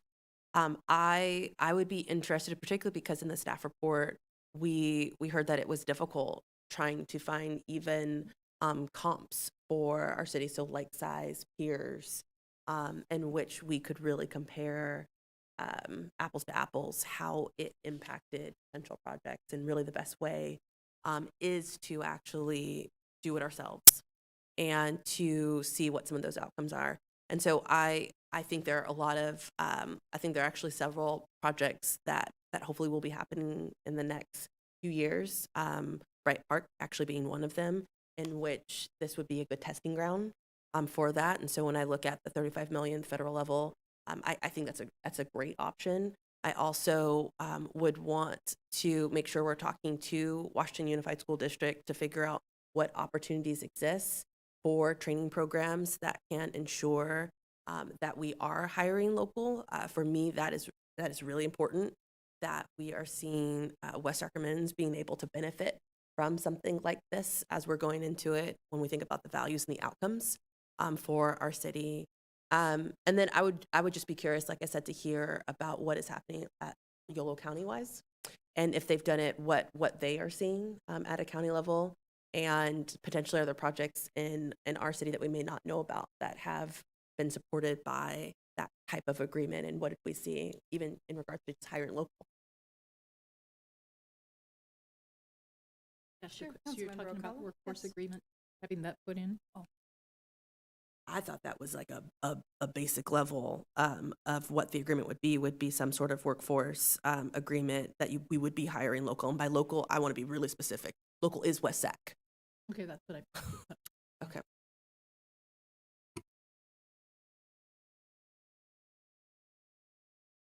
I just have a few questions, Ariana.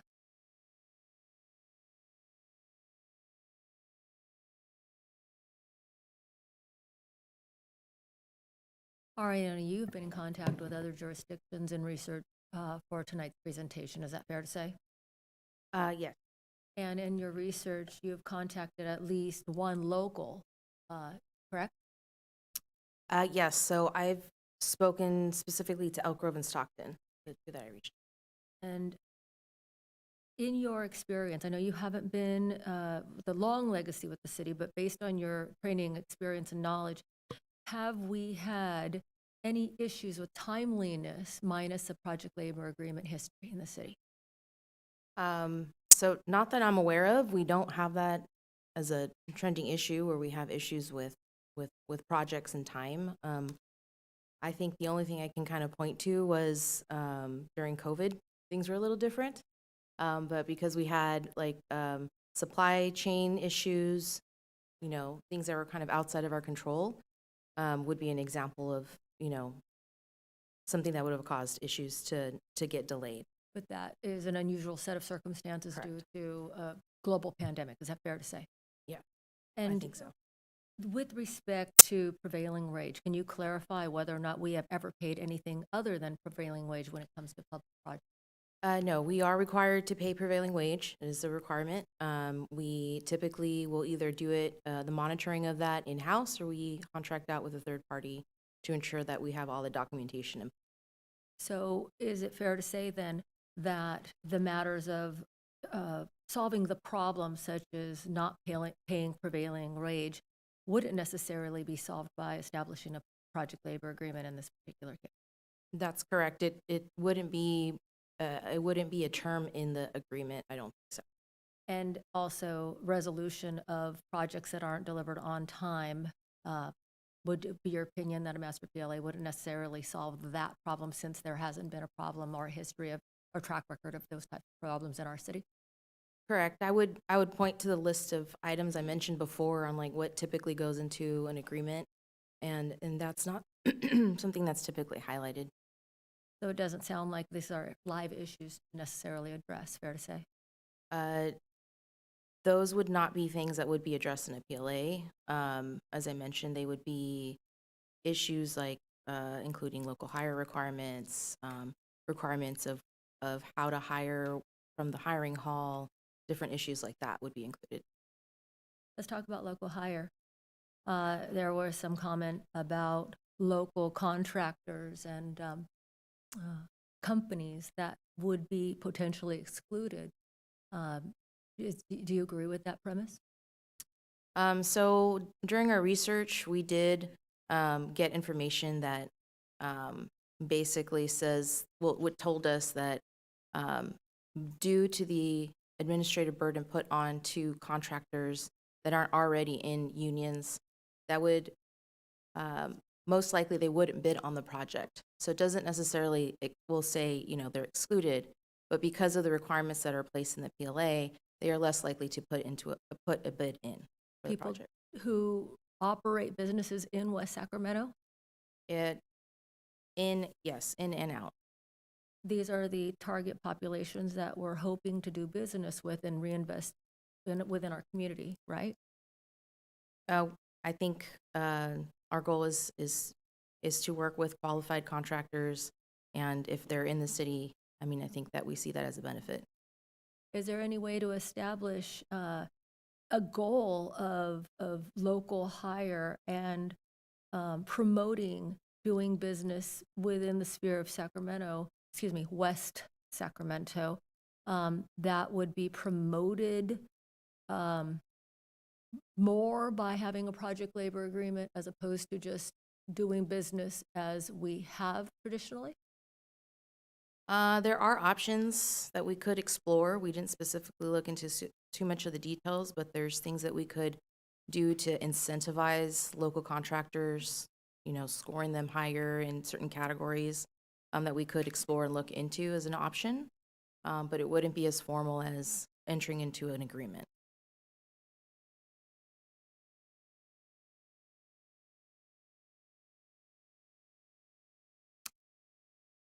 So, is it possible that we would be then decreasing the bidding pool if we were to establish project labor agreements, say at the threshold of what Elk Grove is doing at $1 million? I think it's likely. I think it's likely we would receive less bids. Do we have issues with finding appropriate bidders on current projects? Depending on the type of projects, we see a range. We do all types of different projects, so yes, sometimes we do struggle with getting proposals in. Sometimes we don't. It really just depends on the type of project. But this could further exacerbate that issue. It could. You showed us a list of potential projects that could be affected at every level, the threshold. I want to focus specifically on Bright Park, which has been we've been talking about Bright Park and the investment in our city's largest park for quite some time, including the potential of having a pool put in. Now, hypothetically speaking, if any estimates came in between $20 and $35 million to renovate that park, how do you think, how would that tell me, as I'm in my living room, I'm watching this meeting, tell me how that could affect that project. There is the potential for the proposals to come in higher. With that large of a project, we may not get the decrease of the number of bids put in, but it's likelihood that the cost would be higher than some of the cost estimates due to the additional cost of administering the PLA. And what effect could that potentially have, not only on the Bright Park renovation effort, but other programs that we are endeavoring upon achieving in the city? So not to get too down specifically to talk about a particular project, because I don't want you guys to all necessarily hold me to these numbers. We're supposed to be coming back with Bright specifically to talk about options and financial strategies in the future. But it would be something that would need to be considered if the costs were to go up with the proposals on how that gets paid, what funding sources would be. Let me ask this a different way. If we are not able to afford all of the improvements that we hope to have with respect to that particular project, is it possible that with other projects in general, not specific, would we have to potentially offset the costs by, say, taking an infusion from the general fund in order to do so? Potentially, that would be a source that we've used in the past.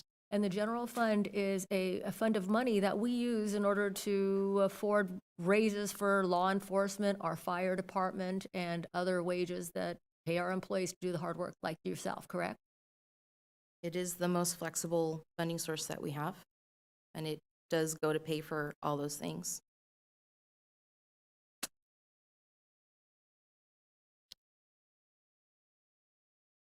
So,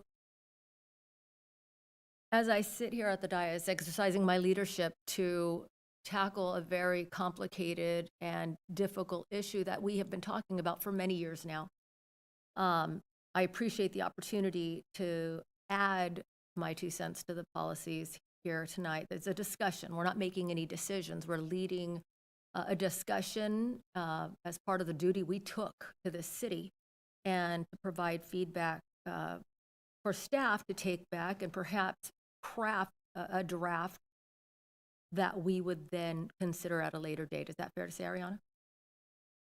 Yes, I think that's what we're looking for right now, is to get some direction, feedback from you all to get consensus on what we should do in terms of next step. Okay. Well, I'll tell you, I really appreciate apprenticeship programs. I have a very good relationship with the NCCT over in right across from Bright Park, and all of the wonderful talent that is being developed for kids that are maybe not interested yet in going to college, if at all, but want to do something in the trades. I have high respect for those people who can build cities and build communities and bring people together under the roof of high quality work. And so I appreciate programs like that develop from within. That's why I was a big proponent of our West Sac Home Run program. But even though the West Sac Home Run is one that's geared toward college, I think that investing in our youth and in developing them in the areas where they are our future workforce in the city. They do work for Ramos Company. They will work for all these local West Sacramento corporations and companies. That's the dream, right? That's what we want to do. So yes, I'm all about apprenticeship, whether that's with PLA or without a PLA. I think that we should certainly consider how we can get involved in uplifting those who are not interested in attending a four-year college but want to work in West Sacramento. I also believe in local hire. I didn't move to this city because I wanted to travel an hour and a half to buy my lunches and live in apartments in another city. I want to give back to the city of West Sacramento and use those tax dollars and reinvest them again right here. And so, yeah, if there is a possibility of ensuring that our tax dollars, the ones that we pay as West Sacramentos, get reinvested into actual workers who live and build and play in our city, even better. I want to make sure that, of course, we are able to monitor, and I don't know that we have the capabilities of monitoring, given that our staff is already pretty stressed and maxed out. But, you know, I can support an absolute goal of making sure that local community members, disadvantaged or displaced members of our community, the folks that were homeless on our river who are now with the downtown streets team and are getting jobs with the Corp Yard, with the city of West Sacramento. That's what I'm talking about here. People that get a second chance. People who are getting out of prison and need to reestablish themselves as committed members of our community and reintegrating. I like that. I think that this could be, you know, a good part of DEI effort, the diversity, equity, and inclusion, and stand for those principles. How we get there, that I'm just putting it out there that I like that. I also have to express my concern that in my experience here being a cheapskate with our budget, we have a council that I sit amongst that is very different than the one I've had in the last 7 years. Well, I guess in the last year it's been the same, but I feel like there is a lot of excitement, a lot of energy, and we want to do all these wonderful things in our community, but we aren't thinking about the bottom line and how we're going to be able to afford to the farmer's market. How are we going to be affording to do wonderful things? But when it comes to Bright Park, where my kid goes and plays soccer 3 times a week and risks breaking his ankle because we need to fix the potholes and the gopher holes that the kids are playing on, and making sure that we have a bright, as in BRIGHT, park for our kids, that's a non-negotiable for me, because we are here to get stuff done in this city. We have limited resources. We're always batting above punching above our weight. Let's put it that way. We are known in the region for a city that gets stuff done. Would that hinder our ability is what I want to know. So tell me it won't, and we got something to talk about. But if you're telling me, and you know you're not, that local jobs, we won't have those investments in our local workers. We won't have those investments in local companies. We will be compromising the ability to fund beautiful amenities that serve our lowest income members of our city. That to me matters. I think if you're going to ask about terms, we have always talked about, you know, even when we talked about downtown streets, we talked about VIA, we talked about Project Room Key. We wanted to give priority for members of our community that were local. And we also did set a term. I think we did, in those cases, we said, well, we'll do it for a year and we'll see how it goes. To just watch and wait, because we don't know what the impact would be.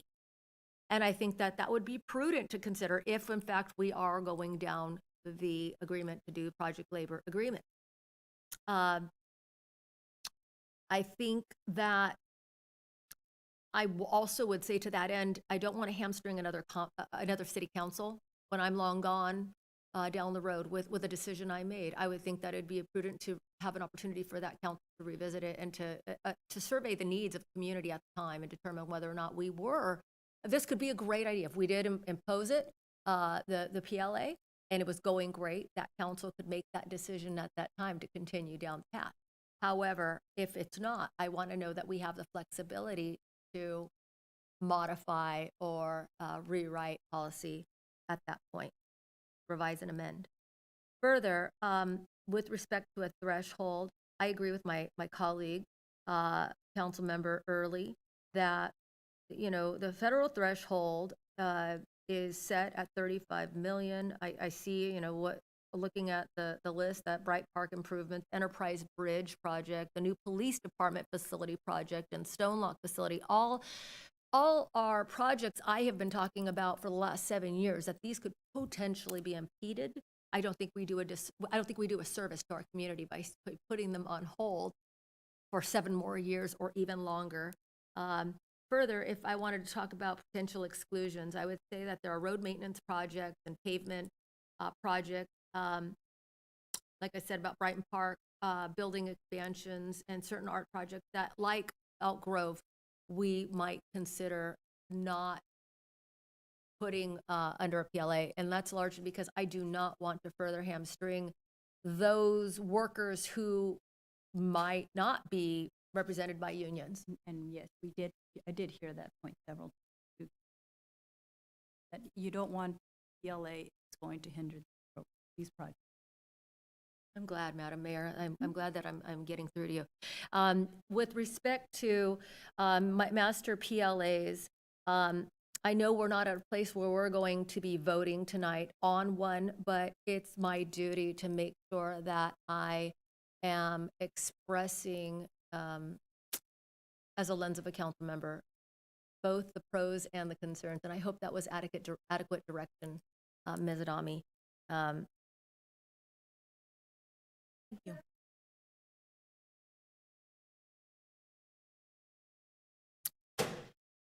And at the same time, I want to make sure that we can continue to afford the investments that we are so highly championing, such as investing in law enforcement and other major projects that are already underway that I want to see come to fruition. Stay focused in the direction of, I think that's the goal here. I'm so sorry, Madam Mayor. If you wouldn't mind, I'm finishing my comments at this juncture. I'd appreciate some respect in you allowing me to do that. Yes, you've had quite.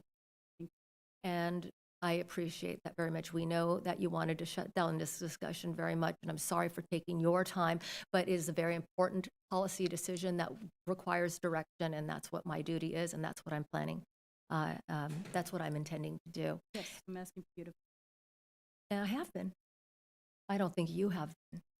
In fact, Excuse me, but I don't think you're interrupting me while I have the Roscoe? floor. Madam Mayor, I I'm don't- sorry, I'm asking you for respect tonight. We can take a break if you'd like. I If you don't some need a time break, to- Madam Mayor. You've done this several times in order to. Civil here. It's nice just to not have to say negative things to one another. And that's what I'd like to. Madam Mayor, with all due respect,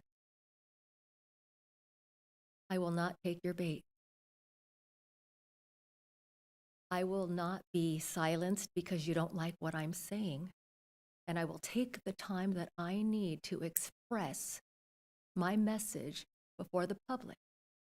You continue to interrupt me and use a moment to suggest that perhaps I lack composure. With that stated, I show respect to our city staff. I don't attack our city manager, and I didn't see you trying to correct that. And for the respect of those people who are spending time away from their families to express their interest in a policy in our city, I will take as much time to pay homage to that. Thank you. I am done now. You may continue. Thank you, Mayor Camaros. Mayor, I have. Mayor. Yes. Councilmember, thank you. Just one quick question. Ariana, you said that we've never run over time on projects. Yes, That- we don't have a tendency to run over on projects in terms of our timeline. We tend to deliver our projects on time, on budget. Because of people we choose, correct? Is that what you're saying? Because of the people who have done bids, and you're saying that that's always been done on time? I'm saying we don't have a problem with our projects running over on time and budget. WSAFE's part of us, right? WSAFECA is not a part of this. Okay. They don't have PLAs, obviously. They don't, no. Thank you for the Can I? Councilmember Early? So that was, thank you, Mayor Pro Tem, and thank you for all the questions. And you brought up a couple points that I'm actually interested in just exploring. This is why I actually really like discussions on this kind of topic. There was the point made about the potential of reducing local hires, the opportunities for local businesses, and one of the things you mentioned in regard to that is potentially actually having higher scores if if those kinds of bids are coming in. And again, because we're giving you guys directions, that I would be really interested in you guys exploring that and hearing more about like whether that actually happens or not and the opportunities for that, because that would again encourage both local businesses as well as those local hires and the reinvestment of our tax dollars into our own community. That was really appealing. And just to chime in over here, that's something that, you know, we are bound by the constraints of the Public Works Code, so the city attorney will tell you. Is that not allowed? We do need to be, we need to be realistic about local preference. There are cases that have said you cannot, in typical construction contract, include any kind of a local hiring preference. And Ariana, you know this better than I do, but I think it's pretty common in state and federal funded projects that they will not allow you to have a local hiring. Isn't that one of the parts of, isn't that one of the benefits of a PLA, is the local hire part? I think that's why it needs to be negotiated. The PLA has to do trades with what trade union or what trade council you're signing an agreement with. So it's more nuanced, but in terms of just having a provision that says all of your workers must be residents of West Sacramento, that would be a. Right. Okay. It could be a percentage. Maybe, yeah. Okay, so it's more, again, y'all just want a direction. Yeah, I think the point is if that's part of what you want to do, PLA or not, that's something we need to look into a little bit. Yeah. That's all I'm asking. Answering affirmatively. Yes. Yeah. And I appreciate that. Yeah, and those are great points, Mayor Pro.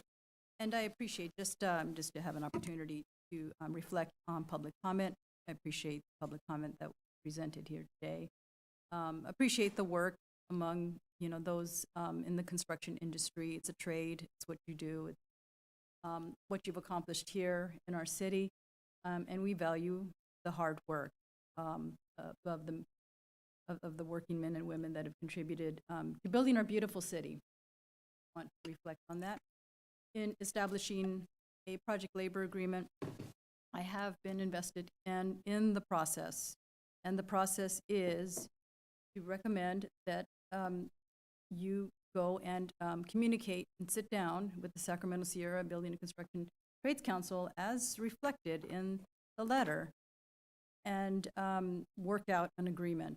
And then through that agreement, you know what both sides will agree to. It's you can't have all these ideas, and then without an agreement on the other end. Because after all this hard work that we've put into, it's hard work, all of us. And this time spent, if there's, like we all said, 35 million, if you go back, they will reject it. They will not accept 35 million. And so all this hard work did go to waste. And I just think that we need to start from the discussion point in learning from them what, and sitting down, in a table, and that's what they recommended. So I appreciate all the hard work that they have put into in working with many cities. They are the ones that do the negotiation. they are the ones where you can get the answers if you sit down, and this is the direction from council.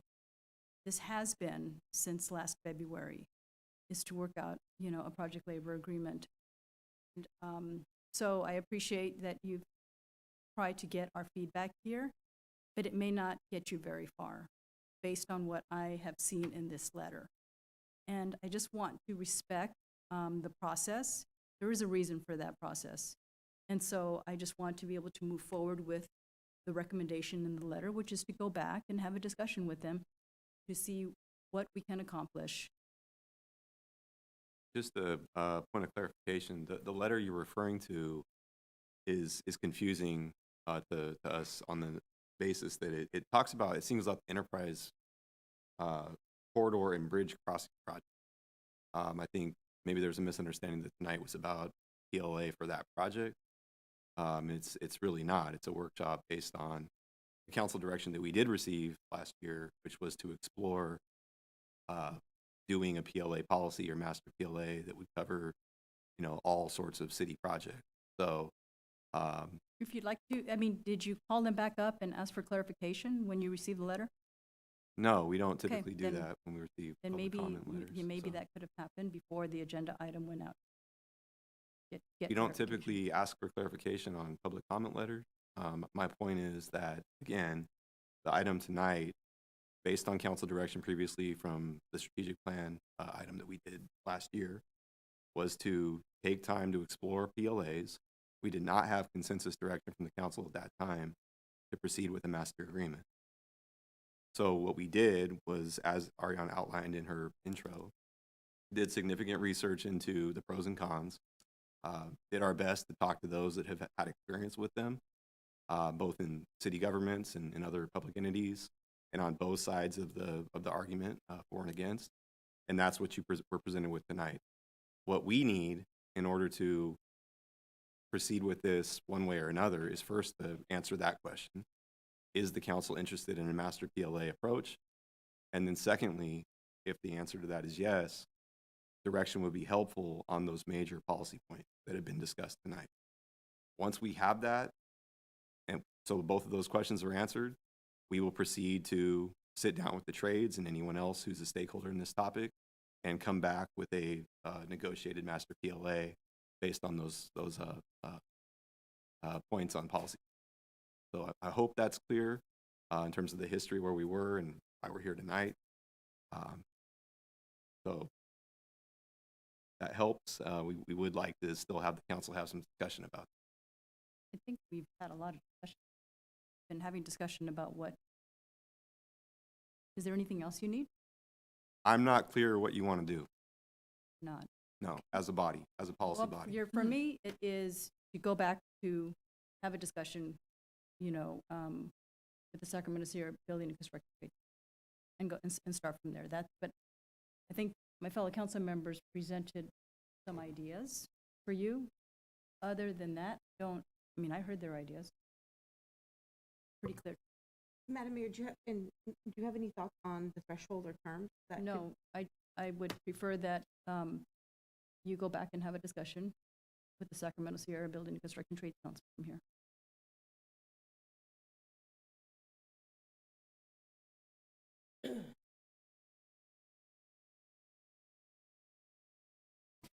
So, is there a possibility of us potentially talking to all stakeholders to look at what a PLA might look like for our city? Would that be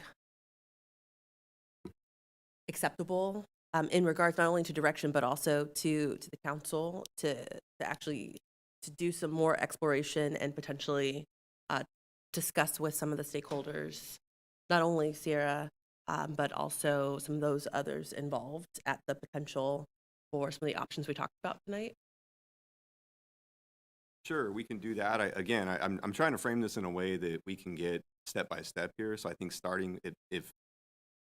I think it would be helpful to start with answering the essential question: is the council interested in proceeding with the master project labor agreement?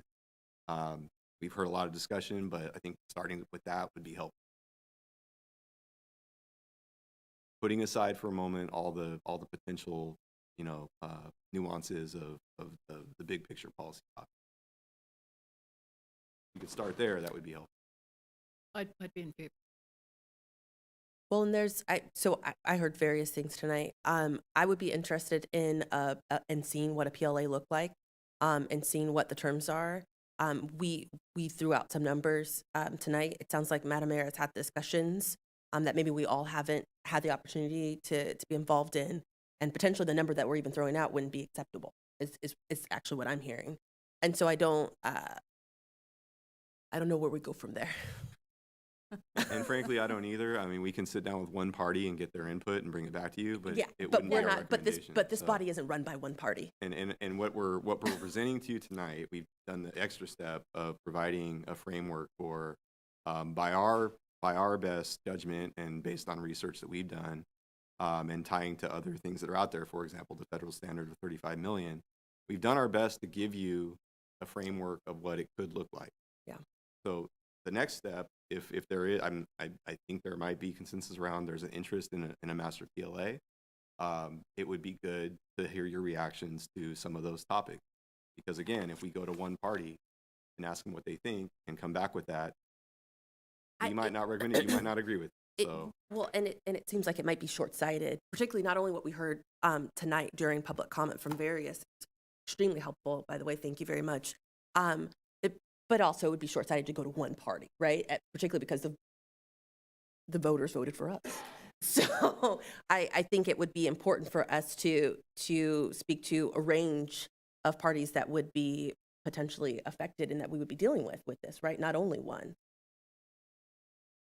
I gave my recommendation, so if you have others, it's your choice. I mean, I think we heard from a lot of potential, workers even today that would be impacted. That, again, I wouldn't have thought of, which is why I think this workshop has been at least helpful for me personally. But again, personally, if you needed very clear direction, I would be interested in a PLA, what those terms would be. I would lean and look to the staff to hear more from the discussions that you're having, the impact of that, particularly with some of the values that I shared with you that are important to me, or in regards to hiring local, ensuring diversity in the workforce. And maybe it's a good measure. We can go with cities that have the same population, same demographic, be similar. Yeah, I mean, I do think comparing ourselves to LA, and quite frankly, even Elk Grove, which is, I mean, one of their districts is bigger than our entire city, would be challenging so.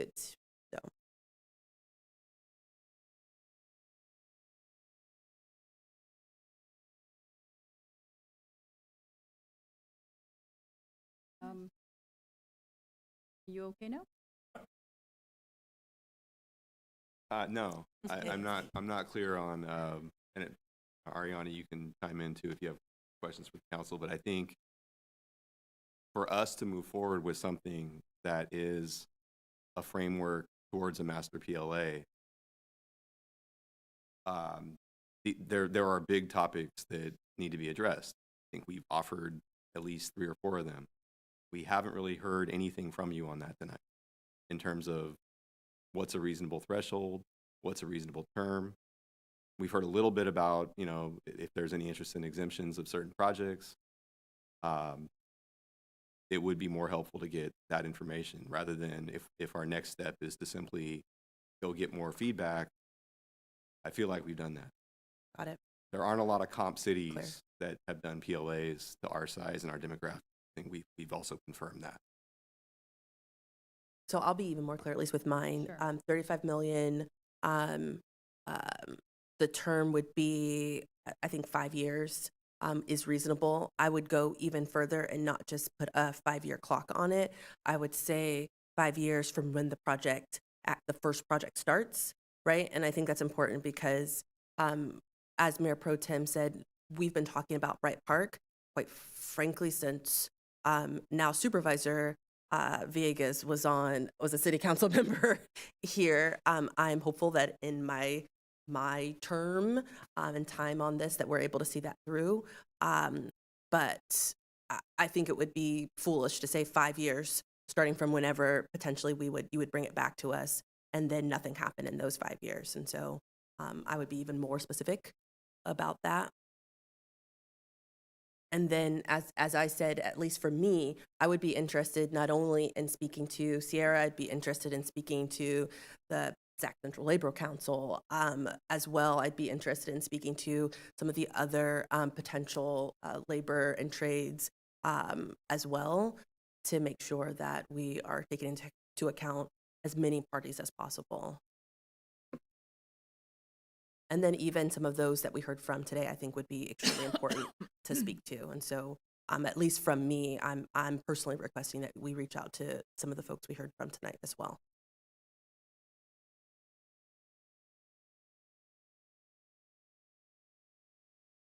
I mean, I shared my. I know you did. I'm happy to do it again. No, it's okay. Okay. I'm fine. I know you did. That's it. I think everybody else spoke. At this point, I mean, I heard some feedback. I'm not sure if I'm missing something. That's what I'm not. I don't think anyone's heard your position on the PLA. I've been. So is it fair to say My then position that is you're aligned pro with the PLA? letter. Correct? You want to move forward with master PLA, My position is the same as the letter. To go which back is to and postpone? yes, table this and go back to discussion. I don't know that that's helpful necessarily for the staff's purpose, is all. Are you having any trouble articulating that you are supportive of a master PLA? I would prefer that they have a discussion and with the Sacramento Sierra and my. I'm going to say that. Mayor? Yes. May I just ask a question? Go ahead. Okay, so are you understanding from all of us that we are in favor of a PLA, but we want more discussion? Is that what you're understanding from us? I'm sorry, I just wanted to know what you're understanding. Discussion is more feedback, or are you looking for us to go negotiate? Yes, that's what the letter says. Okay. And so I have notes from when everyone was speaking, and I did note that you had no determined term or threshold. That's correct. Mayor. Councilmember Alcala, did you have I didn't any? have a threshold to hear what Didn't they have had. one. I mean, we heard 4 people, come to a consensus. They think, or at least one person said that they felt that 1 million would be what the unions would be asking. Although I don't know that that's necessarily the will of this council No, articulated. I'm not saying it is. I'm saying that's what I heard from someone else. Well, given this is. Yes. What?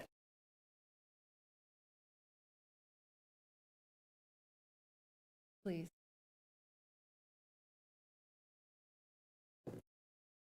Right.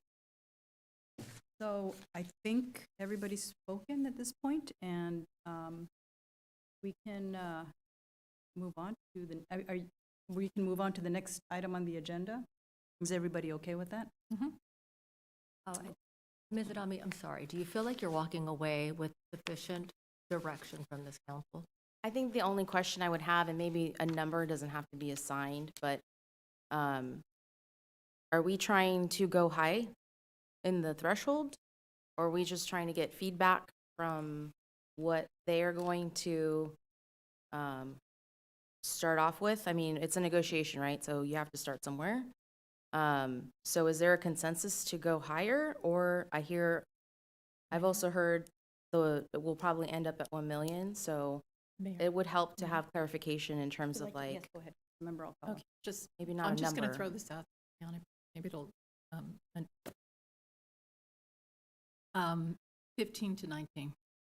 This way you have something. A range? A range. Sounds like A there's been a range. range up here. Yes. There's been 35, 15, 1 million. But that's an That was essential 35. point, 35, and okay. that's what I mean. We need more direction on that point. There's a big difference between 1 million, 35 million, and 15 million. And if there's, it should be a topic that I think, you all have the wherewithal to give us, clear feedback on, and I'm not hearing that There was right now. originally 35, and then now Councilmember Alcala presented 15 to 19. Those are the three numbers that I've heard. Did I miss anybody? Did you, I didn't hear a number from Mayor Morosco. Did I miss it? You said, I won't speak for you. I won't speak for you. I have absolutely no issues with PLAs when it comes to ensuring that our policy needs are being met. I think they have worked fantastically in a lot of jurisdictions, and so I think they could be a very effective tool. When it comes to my duty to the city, it is to ensure that I serve the residents and ensure that my values that I find to be important, the ones that I already articulated. That's right. And that's, I think, that is what I heard. I think it's, maybe you're trying to frame a way to protect all the projects to continue, and that's where I was hearing maybe that's what your goal was, and I'm not sure if that was helpful to the city manager as far as feedback. May I continue, Madam Mayor? Yes, you may. Thank you. I agree with my colleague, Councilmember Early, at the federal standard of 35 million. I also believe that a term, I think I already articulated that, but I will just do it briefly, of about 5 years or some time around there to just revisit the policy to ensure that it's doing what it needs to be doing with taxpayer dollars. I do believe that there should be some exemptions. I already articulated that. And I think, what other policy am I missing? I think that's enough That on was those. it. Thank you. Okay. Okay, so if I can try to recap in terms of what Sure. I'm hearing as consensus, there is an interest among the council to proceed with something that is a master project labor agreement that applies to all projects of certain type. And those certain types, the consensus I'm hearing is the majority of you are interested in a higher threshold to start as a starting point for negotiations. I'm hearing 35 million is probably the number that the majority of you are citing, and a 5-year term. We didn't hear from everyone on when that starts, but I think our recommendation would also be you would logically want to start it when you do the first project under that agreement. So that way you're not into year 4 already with a term that's about to expire, and you give that project a chance to be built and then be able to evaluate the PLA and its effectiveness on that project. So that would be my recommendation on the term note. I think with those 2 points, I understand there's disagreement on from individuals on what that term or what the threshold should be, but we're looking for consensus. We're looking for majority tonight. We have a starting point to go start talking to the affected stakeholders.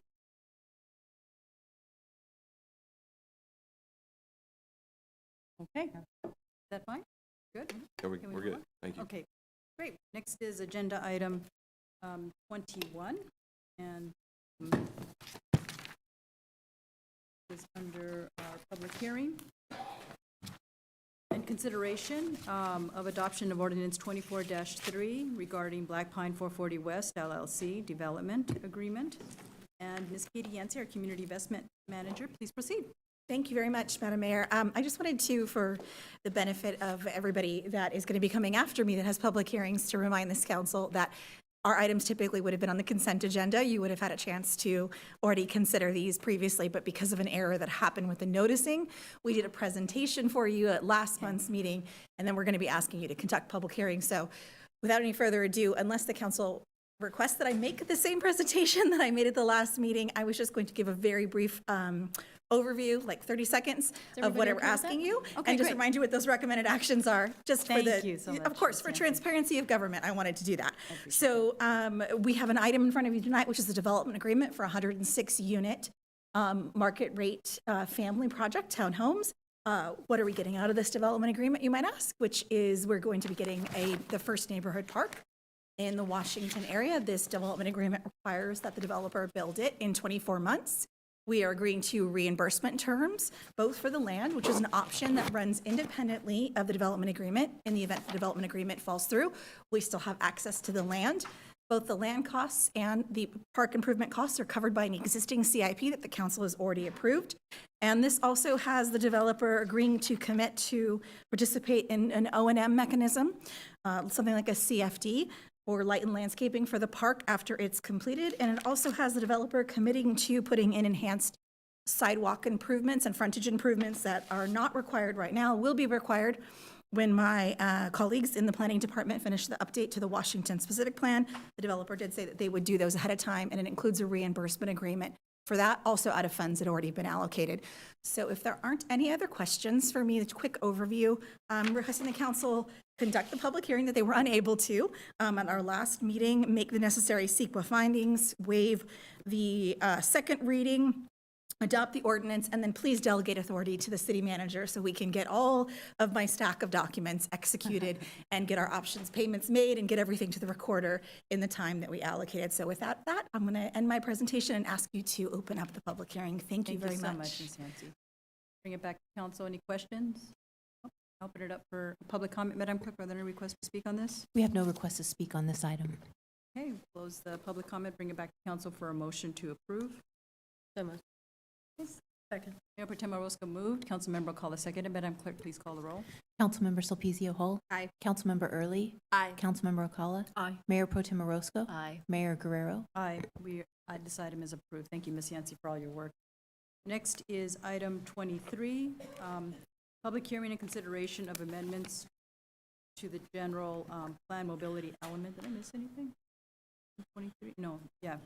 Mobility element and related amendments to the Bridge District specific plan. Mr. Yes. Yes. So, good evening, Mayor, and all the members of the City Council. My name is Daniel Maroon, Senior Planner for the City, and I'll briefly go over the annual Omnibus Zoning Code amendments. The zoning code, very much a living document, sometimes requires updates to keep up with ongoing changes in the city. These changes are usually initiated by updates due to changes in state law or process improvements based on input from city staff and or the public. Mr. Seamus Laffey, right? Oh, yeah. Oh, 22. It's 20, My yes, Mr. Seamus Laffey. my apologies. That's okay. You got it. Good practice. All right, yeah, Daniel was up here for, his item is 22, so, but for item 23, public hearing and consideration of the amendments to the general plan mobility element and related amendments to the Bridge District specific plan.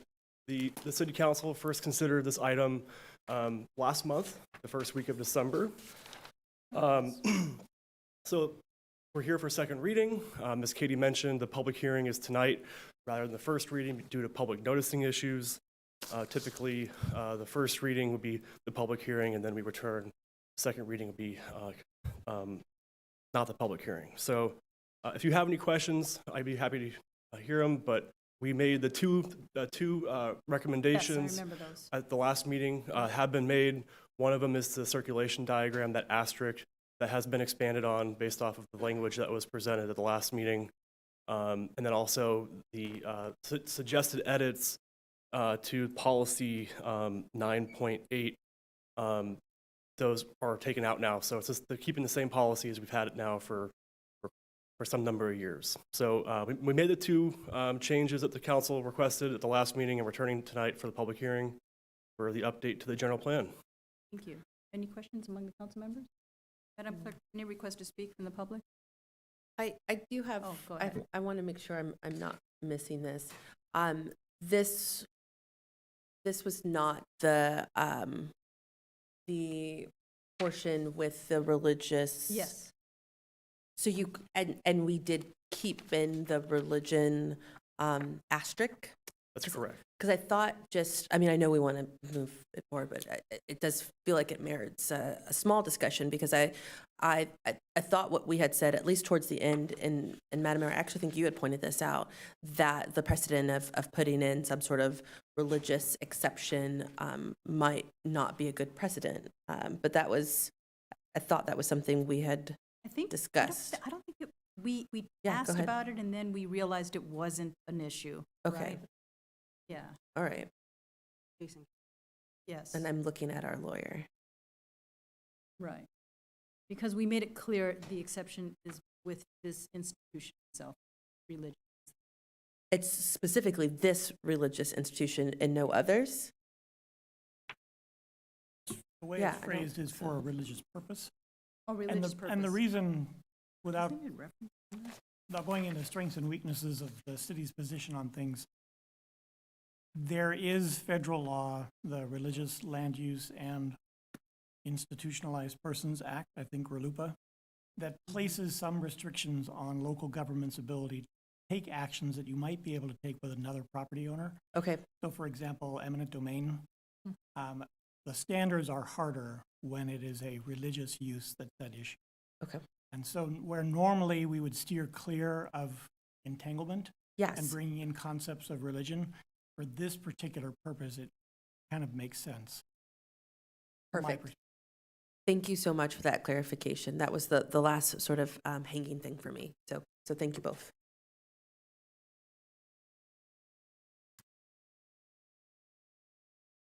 Okay, we'll open it up for public comment then, Madam Clerk? Yes, ma'am. Our first speaker is Hen Gui.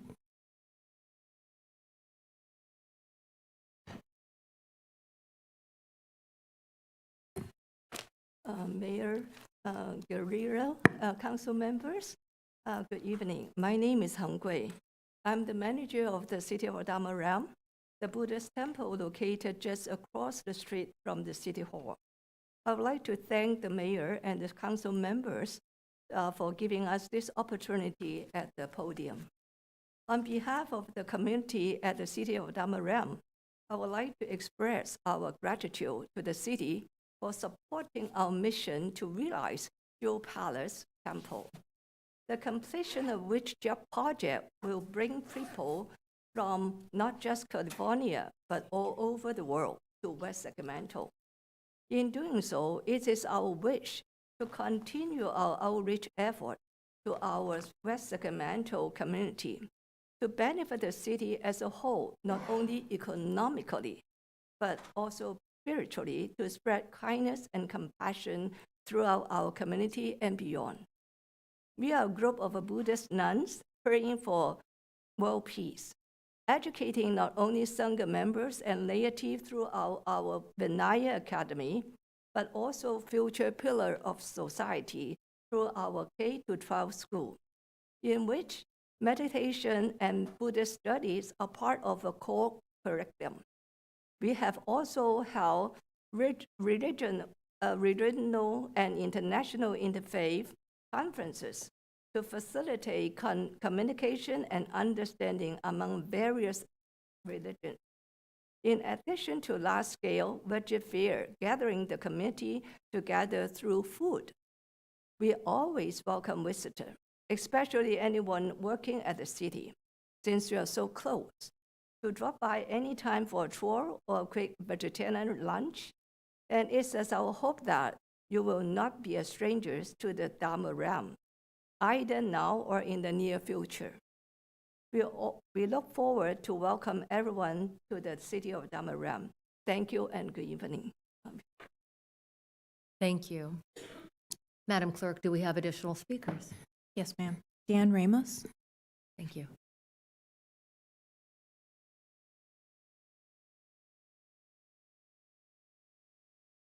Good evening, back again. I haven't been here in 3 years, and here I am twice. Hey, real quick, on a comment, I wanted to compliment staff on all the great work on both the mobility plan and the bridge district. And quite honestly, I'm a little embarrassed because I know this is the second reading, and that's a no-no to come up after second reading and make a comment, but I'm going to.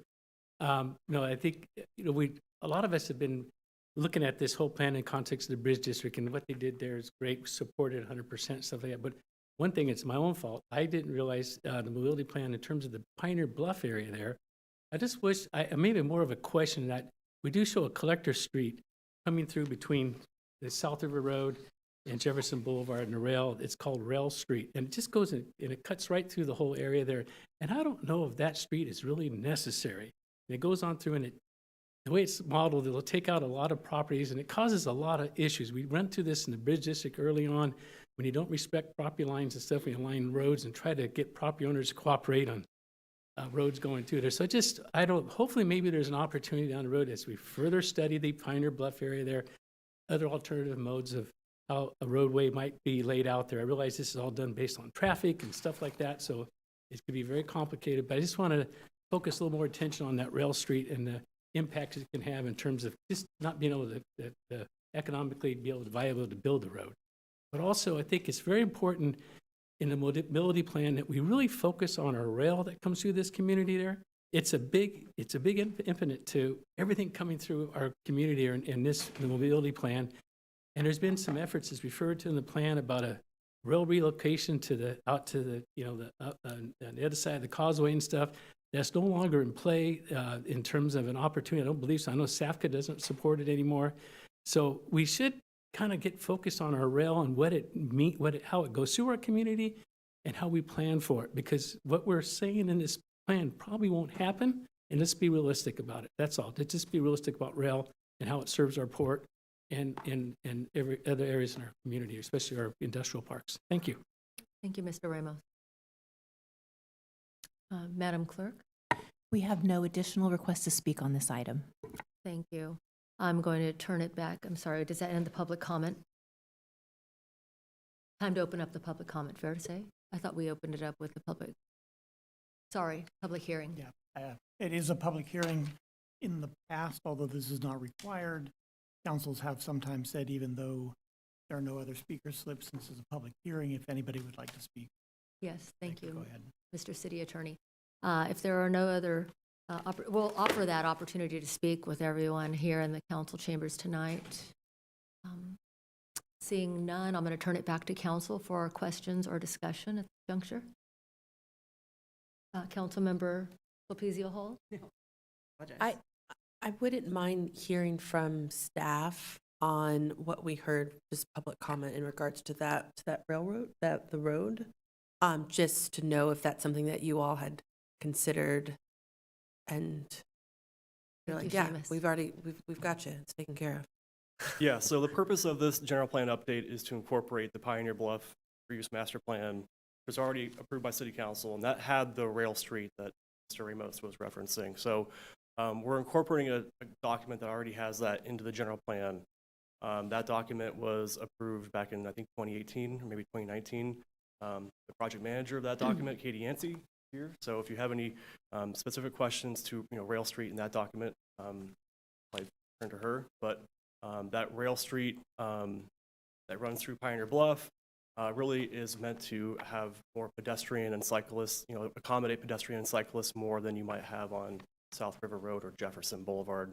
Those are major arterial roads or have a lot more traffic.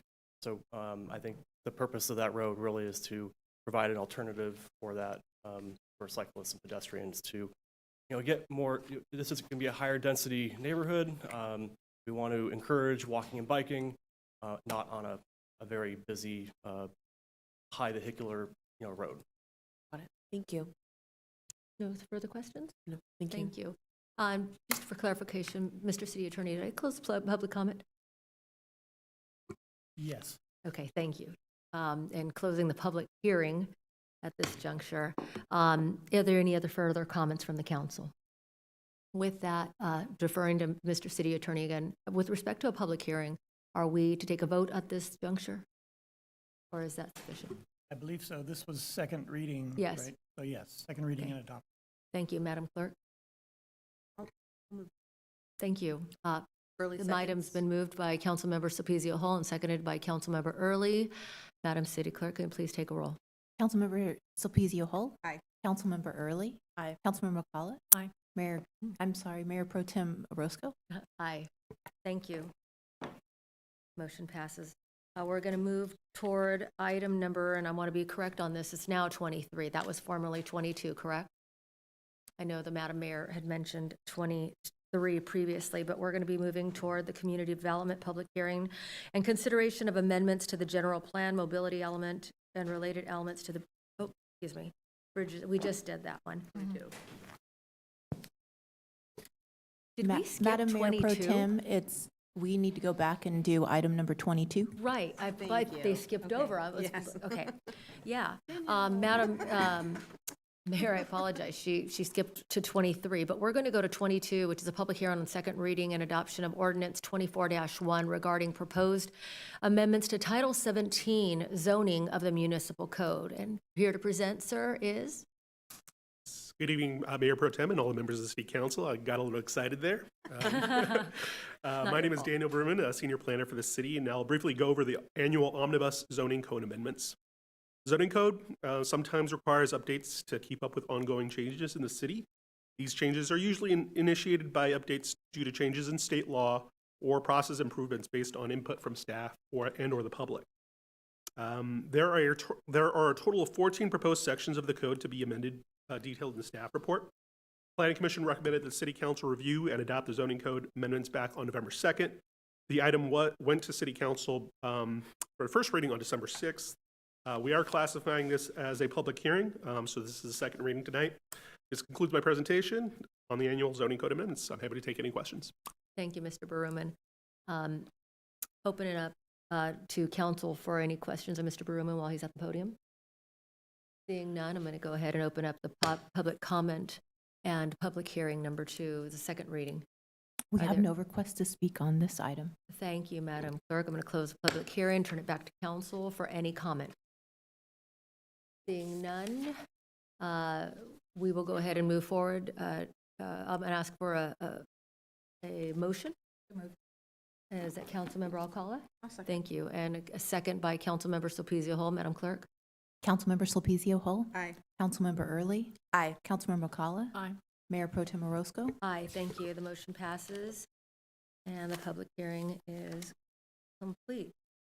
We are going to now move to our regular agenda, which is item number 25, since we already moved up item number 24 to discussion. At this juncture, I'd ask Ms. Raper to approach the podium. We're going to talk about the mid-year budget workshop and consideration of Resolution 24-7, adopting amendments to the budget for fiscal year 2023-24 and 24-25. Ms. Raper.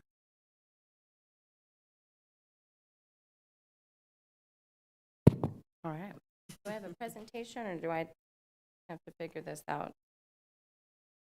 And Madam, Ms. Raper, I wanted to just let you know that I know that my colleagues and I have spent an exorbitant amount of time making sure that we've gone over the material. So to the extent you want to provide a summary, that's fantastic.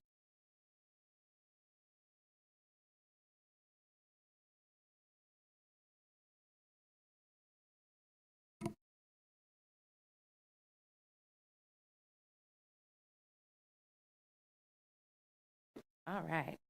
I do think I heard you say that you spent a lot of time perusing what's in my report, and it's a small, relatively small budget as they go.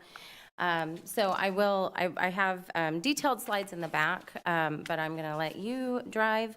We're going to go through a summary, and if you've got questions and want to get into details, we can certainly do that once I figure out how to use this. All right, so we can ignore the agenda. We're really going to be focusing, I think, a little bit more on our general fund update for last year and what we're looking at for this year and next year, and then we'll go over the mid-year summary. So before we get there, though, I just want to mention that the city adopts a 2-year budget, and so we just adopted our 2-year budget for this current fiscal year that ends in June, and for next fiscal year last June 28th.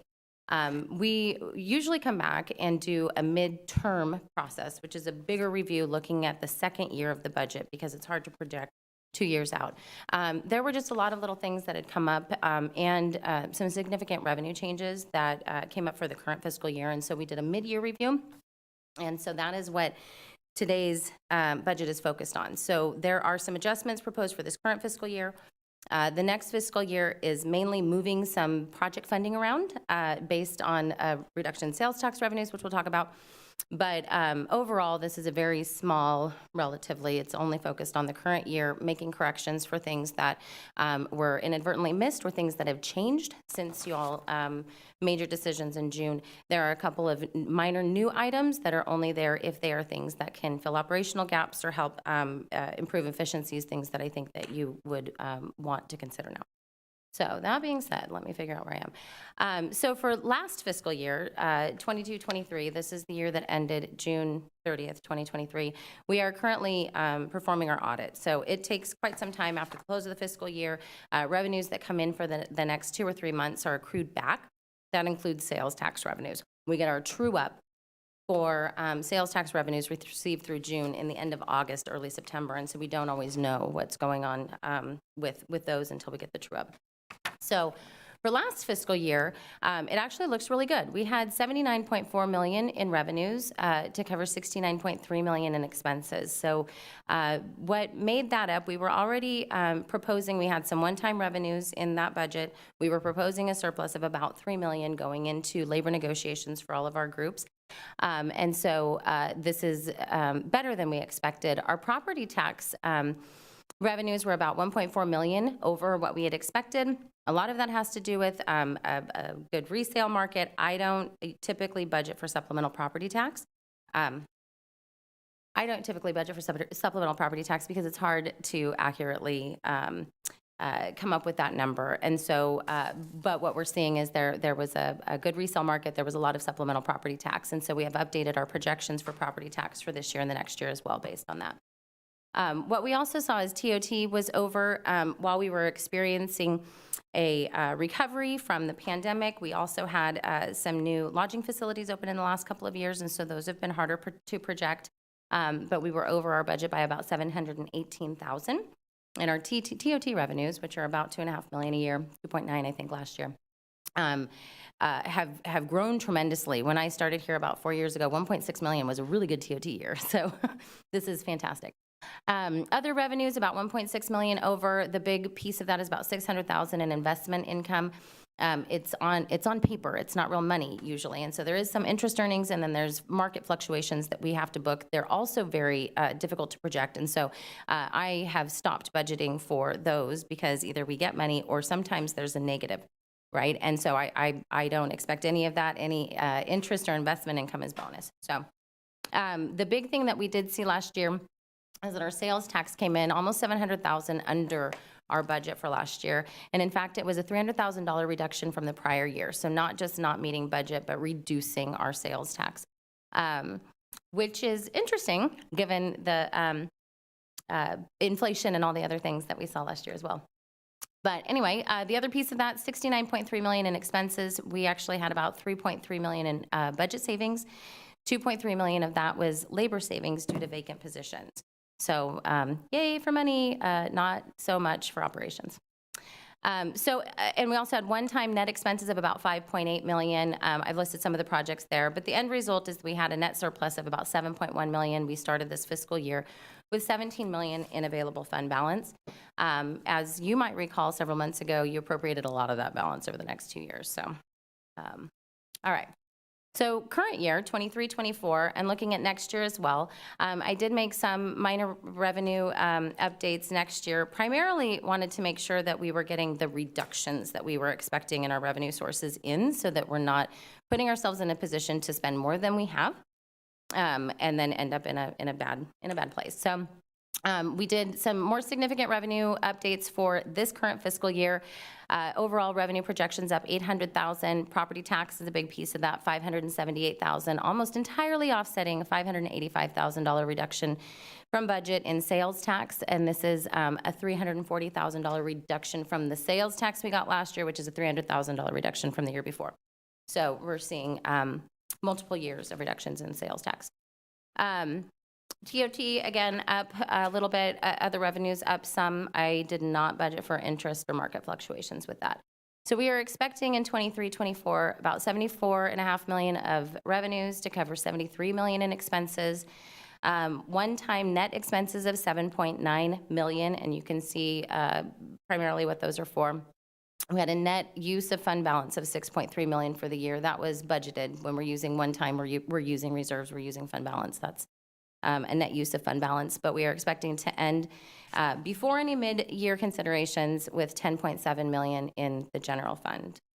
I feel like, because I have notes that I'm ignoring, that there's something important in here, but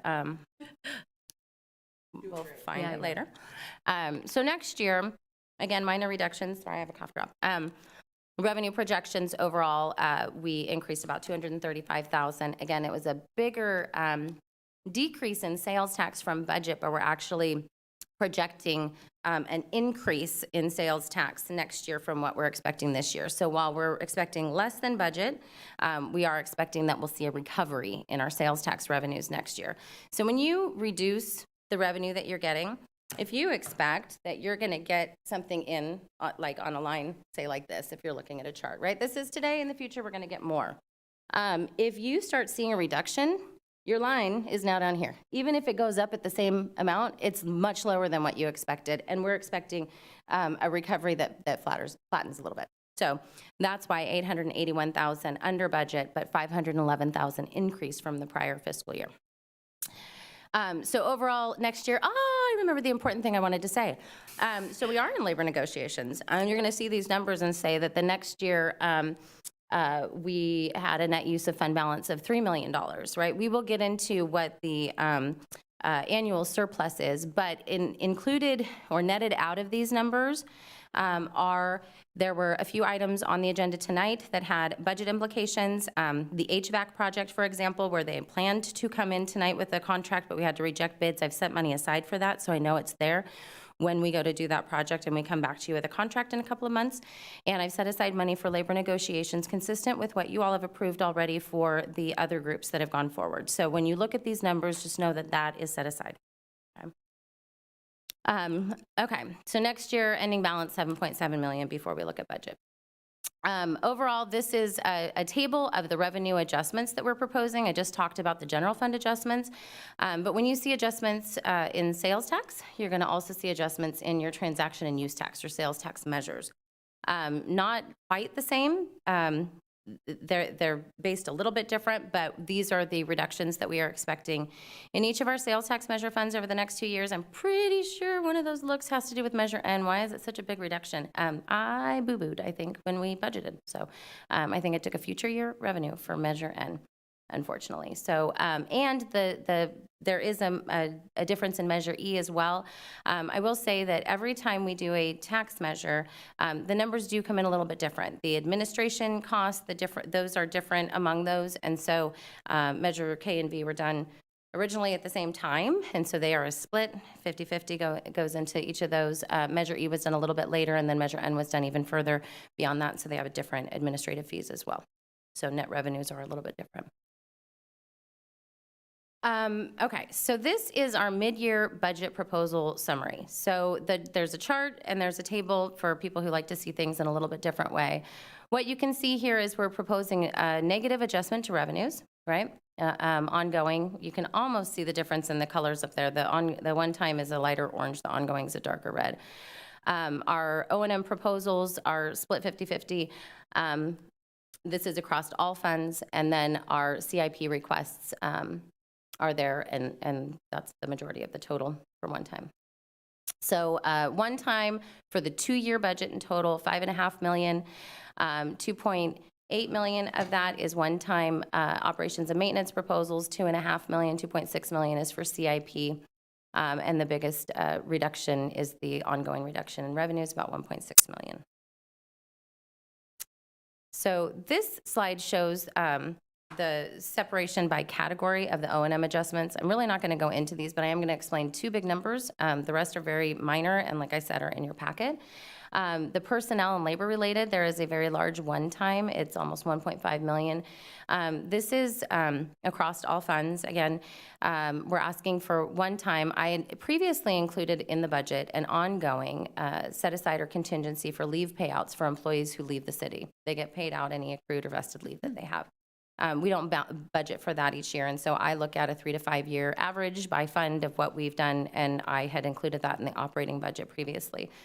Somehow I missed it this past year, and with the amount of labor savings we've had in the general fund, for example, we may not actually need this contingency. I've proposed to budget it with one-time funding. We do need it in other funds, for sure, but I've proposed to budget it with one-time funding for this 2-year budget cycle, and what we'll probably do is keep that one-time funding for a while and not roll it back into the ongoing budget until it appears that we might need to, right?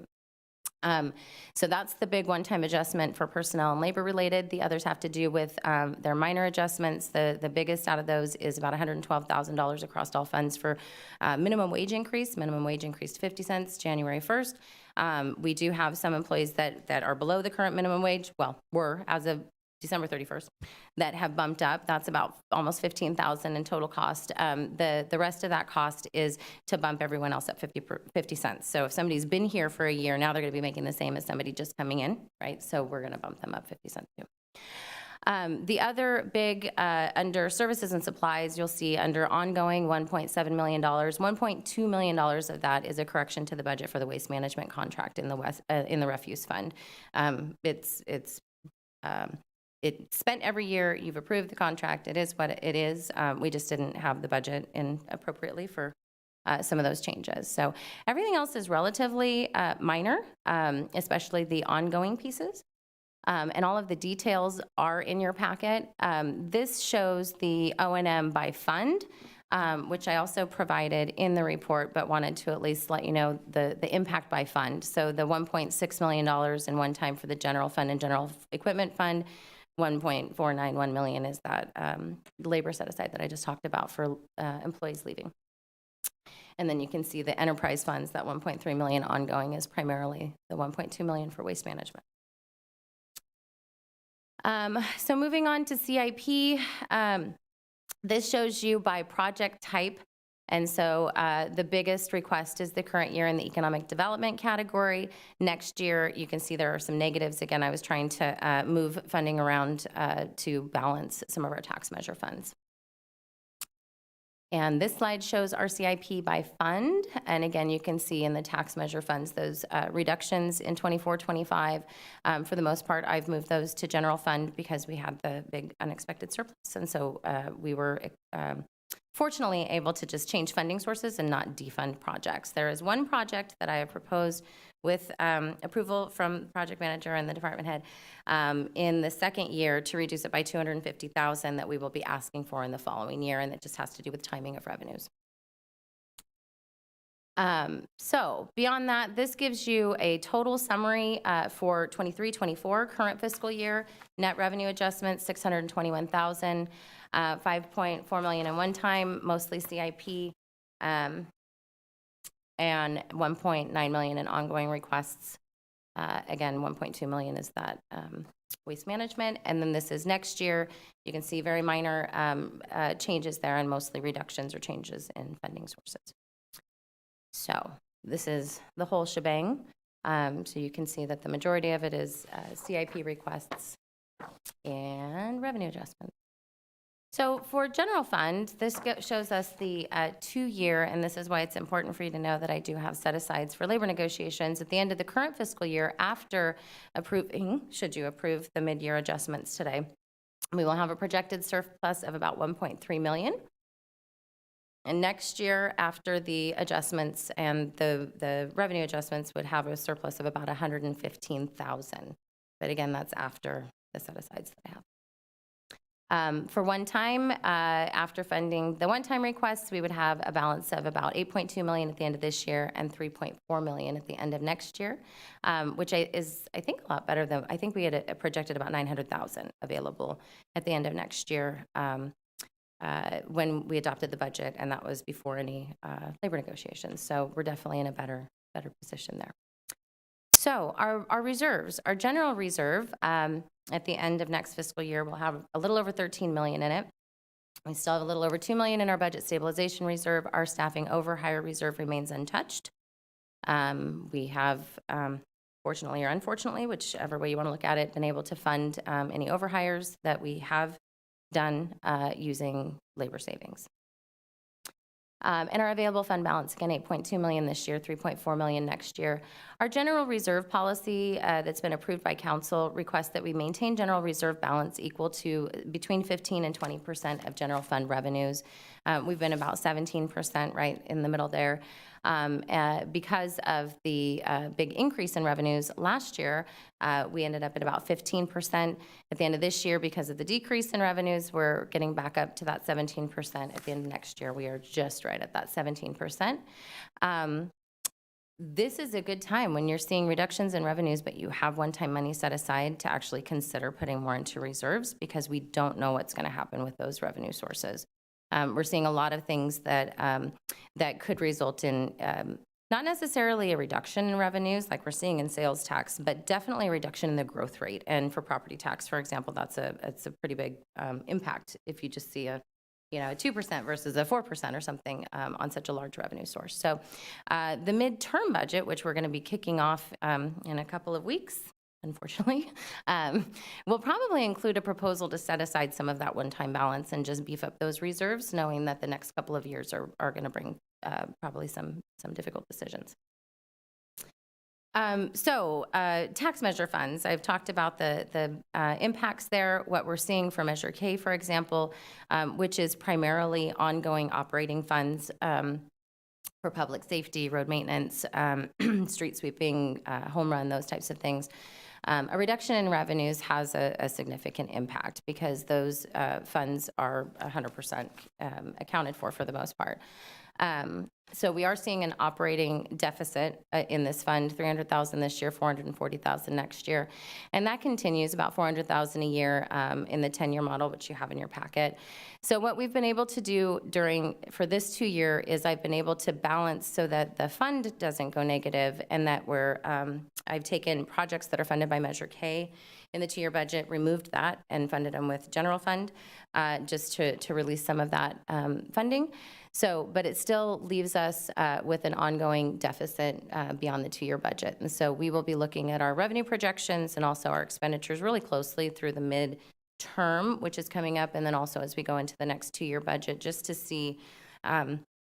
We have consultants who help us with revenue projections, but it's just as hard for them, right? They've got tons of data, but it's still one of those, well, we think it's kind of going to go here, and you true it up when you see what's actually happening. And so they've given us projections for 10 years for our sales tax, but when you're seeing reductions like this, it's really hard to predict recovery. And so we'll be looking at those really, really closely just to make sure we're capturing any changes. And the other thing to consider, so while we end with about $43,000 in available fund balance in Measure K at the end of year 2, we do have 3.8, a little bit more than that, set aside for future transit O&M costs. Measure E is fine. Measure E ended up, it's funded a lot of things with one-time funds over the last couple of years, including recent purchase of the Flamingo or part of it for housing people without homes. And so for this one, I did move one appropriation from the current year, $250,000 to general fund to avoid a negative fund balance. The fund balance, again, wouldn't have been negative. It's the available fund balance because we do have a set aside of, we received grant funds, ARPA funds from the county for our downtown streets contract, and I question whether or not the feds will approve those because it was a sole source pilot type program. The county said we're good with it. We think the feds will be okay with it, but on the off chance they're not, I'm setting aside money because if they claw it back, I don't want to go negative. So there is money there, but that it's set aside for that purpose, and it'll be released once the federal audit is done. Measure N. Measure N is fine within the 2 years, and it's fine on a fund balance basis going forward. I added in the 3rd year here just so you can see that the public safety category is the one that ends up with an issue with the revenue reduction because the policy allows us to go above 20 or 30% for your inclusive economic development and your community investment categories on an annual basis, as long as over time they're within those ranges. Public safety is 50% limit year over year. So if I have budgeted 50% of revenues and our revenues are going down, we got a problem, and that's where we are. So not in these 2 years. That's something that, again, we'll be looking at with the midterm, but any reduction in the public safety costs in Measure N is a direct reduction to revenues in the general fund. So that's a general fund impact. So these are all things that we'll be looking at really, really closely over the midterm and before we get to the next biennial budget. Most likely those numbers will change, but I can't tell you whether they're going to go up or down right now. So we'll be watching those really closely. You will get an update again, at least in May when I come back with the midterm budget. If things change more than what we're looking at now, you'll get an update before then. This gives you the general fund long-term forecast. This is before looking at future impacts of some of the tax measure funds. And so we're good with these until about 28, 29, which is where you start seeing a shift. It's also really, really hard to project several years out accurately, right? So take it with a grain of salt. It is what it is. It shows you over the next few years we're okay. And that if we are going to see some impacts in 28, 29, we've got a little bit of time to prepare for those. And so this is what I'm here for. So I'm going to spend a lot of time looking at this, and I'm going to come back and I'm going to update you, and I'm going to tell you what we can do to fix it, what things look like, and that's what I'm here for. So it gives us time, especially with our biggest general fund revenue being property tax. That is slower to adjust, right, to market changes. So when you start seeing a slowdown in home sales, like we're still booming in our property tax revenues because they're a couple years behind. But what that means is we'll start seeing some, like I said, less growth in the next couple of years. So all things that we'll be keeping an eye on. And I budget, or I project very conservatively here because I want to know way in advance if we're going to have a problem that I have to deal with. So anyway, conservative. Wrapping up, all funds are balanced, some with planned use of fund balance. General fund does remain healthy for now. And the council's commitment, this and previous council's commitment to maintaining healthy reserves has allowed the city to weather short-term reductions in our revenues, which we hope this is, without making significant cuts. Just moving things around. And it, like I said, it gives us time to strategize on longer term impacts, which we may or may not see. And so those are things that we'll be looking at, but we do have a little bit of time with that. And so we will be updating our projections and our strategies to deal with the revenue reductions over the next few months. So what's next? Like I said, continued evaluation or analysis of our major revenue sources, evaluation of our expenditures too, and our tax measure funds and our general funds. Where can we save if we need to make cuts? Where would those be? What do they look like? And so that's all work that we will all do as a team over the next several months. And we continue our focus on revenue diversification, which is of course one of the ways that you kind of mitigate impacts to your general fund, right? Have a variety of sources, not all your eggs are in one basket. So we are looking, as you know, at retail cannabis, updating our book of fees, and of course, strategic economic investment and development. And I mentioned our midterm budget that's coming.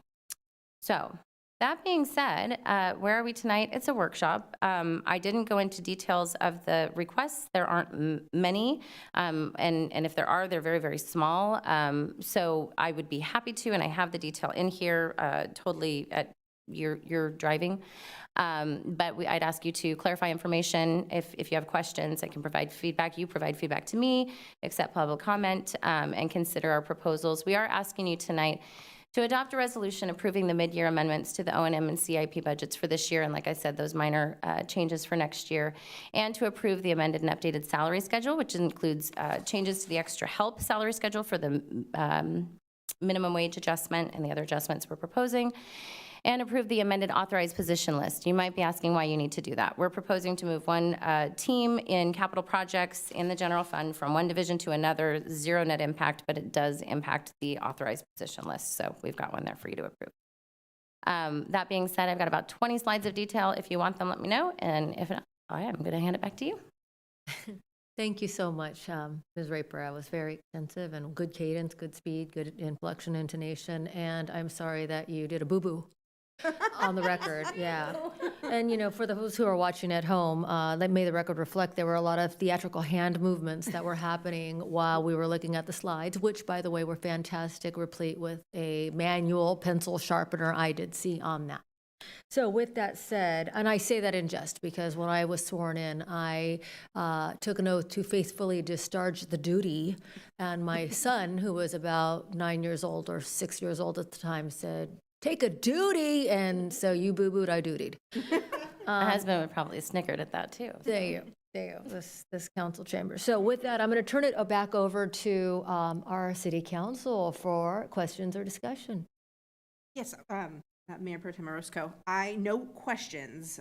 I just want to thank you, Roberta, for all of your work on this. You spend day in and day out, and appreciate the thoughtful work you do to give us guidance so that we can make decisions and make sure we prioritize right for the. And so thank you for always giving us the information and the data we need to make good decisions. And then I just want to compliment the council's, I've only been on council for a year, but to see year over year, council's commitment to maintain a healthy and balanced budget. So for everyone on the dais, thank you for your work on that, because that puts us in a really great position to do the things that are important to us and to members of the community. In your term, beefing up the reserves, all for that. Thank you for making that recommendation. I would like to see the reserves closer to 20%, so I appreciate that. And then thank you for the set-asides to protect projects like Downtown Streets team. So thank you for being so thoughtful in that work. Mayor Pro Tem, Yes, Councilmember Alcala. thank you. Thank you. You always do such a great job keeping the city healthy. I do have a question, though. In 2020, I noticed the expenditures really up, and I noticed our dollars are really, slim at that point. You're talking about this one? Right. What kind of challenges? I'm just curious because COVID. future, I'm looking ahead. Did we face it that COVID. time? That was entirely COVID. Yeah. People couldn't leave their houses. Sales tax and TOT dropped. Like TOT was almost nothing. Those were, we were all at home and people weren't out spending money. And so, we saw reductions in our revenues in that year, as well as increased expenditures. We had a lot of things, which, by the way, I have an update to provide to you in one of your upcoming newsletters. I believe we've received our first check of reimbursement from COVID, $300,000. So we spent like $12 million, and we have received our first check of $300,000. That's also why reserves are really important, because they can be used to cash flow in those emergencies where you're going to get back 100% or 100% of what the federal government says is eligible. But it takes years to get those sometimes. And so, we saw increased expenditures for all of the things that we had to do. We did the coordinated with the county and at different places for vaccine clinics, for testing clinics, for all kinds of hand sanitizer everywhere, all the masks. I mean, all the things that we did, put up the plexiglass for folks that are coming in, the social distancing. And so we incurred a lot of costs that over time will be reimbursed. And we saw a decrease in revenues, which is partially what the American Rescue Plan funds are intended to help make us whole to some extent for those lost revenues. Budget was really large, so it's a little hard to digest everything, but I was going to ask you, the $16 minimum wage went into effect January 1st. How much of our staff, city staff, what percentage would you say are going to be affected? We're only talking extra help employees. Everyone else makes over the minimum wage, and we're talking not all of them. I see Caitlin's there nodding her head, so she might be looking at something.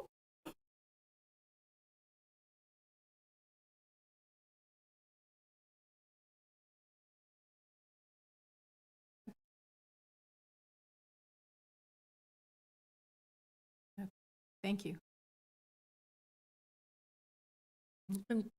Roberta, could you please repeat what you just heard, just for the people who are watching? She said she processed adjustments for 80-some out of 220-some extra help employees who were making $15.50 or $15.75, who had to go up to $16 at least on January 1st. I think I heard 83. Is that correct?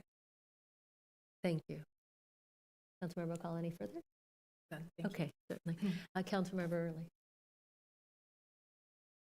Just on that, I'm curious, and since we're bringing up minimum wage, for your, and again, it's just more of a curiosity question for your exempt employees. I think there's some sort of law in which they have to make twice, right, what the minimum wage is, and so I'm assuming we don't even have any that were below twice the minimum wage. For exempt employees, we didn't have to make any changes for the. Awesome. That is great. Thank you. Thank you. And before I move forward, I want to make sure, Madam Clerk, are there any requests to speak on this item? We have no requests to speak on this item. Thank you. Before I entertain a motion, I just want to say thank you so much for the extensive budget workshop. Thank you so much for outlining this in a lot of ways that, we all learn differently. And I appreciate your talking about the reserve, as Councilmember Sulpicio Hall had mentioned. This was something that I was committed to years ago as well. And I'm glad we've been able to maintain our general fund balance reserve, mainly because I've been to conferences where other cities haven't maintained the same type of policy and they've been wiped out. They're bankrupt. And we have certainly positioned ourselves to weather the harder storms as a result of that commitment. And I do look forward to hopefully seeing that grow even further toward the 20%, even despite the trend that we're currently experiencing. For me, the question is, with respect to the sales tax, is based on your training and your knowledge, is this happening in other jurisdictions as well with respect to the reductions? Yes, it happens differently in different jurisdictions just because of their makeup. So if you have a really retail-centric and you're seeing, big changes, for example, with the inflation, you'd see bigger reductions in certain areas. We have West Sacramento is actually pretty well diversified as it relates to sales tax. While we are missing a lot of the big retail things that happen, I mean, we've got things in every category, and so it helps. One of the reasons we didn't see a drastic reduction in sales tax during COVID to the tune that some of the other, destinations and retail destinations did, where they were looking at laying off whole, sections of their workforce. We didn't have to do that because we are a little bit more diversified. So yes, they're seeing gas prices are down and inflation, which was 9% a year ago, is like 3% now. So those two things are going to impact everybody's sales tax, but it is going to impact them a little bit differently depending on their makeup. And based on our history of prior years, what's your gauge on how drastic this reduction is? This is nothing compared to the Great Recession. I will say that in all, and that was one of the things when I first came on with the city that I was really, really concerned about, was in the Great Recession and our reliance on property tax revenues, because we get such a big percentage that when you saw the housing bubble burst, I mean, we were talking tens of millions of dollars that we lost over a matter of 2 or 3 years.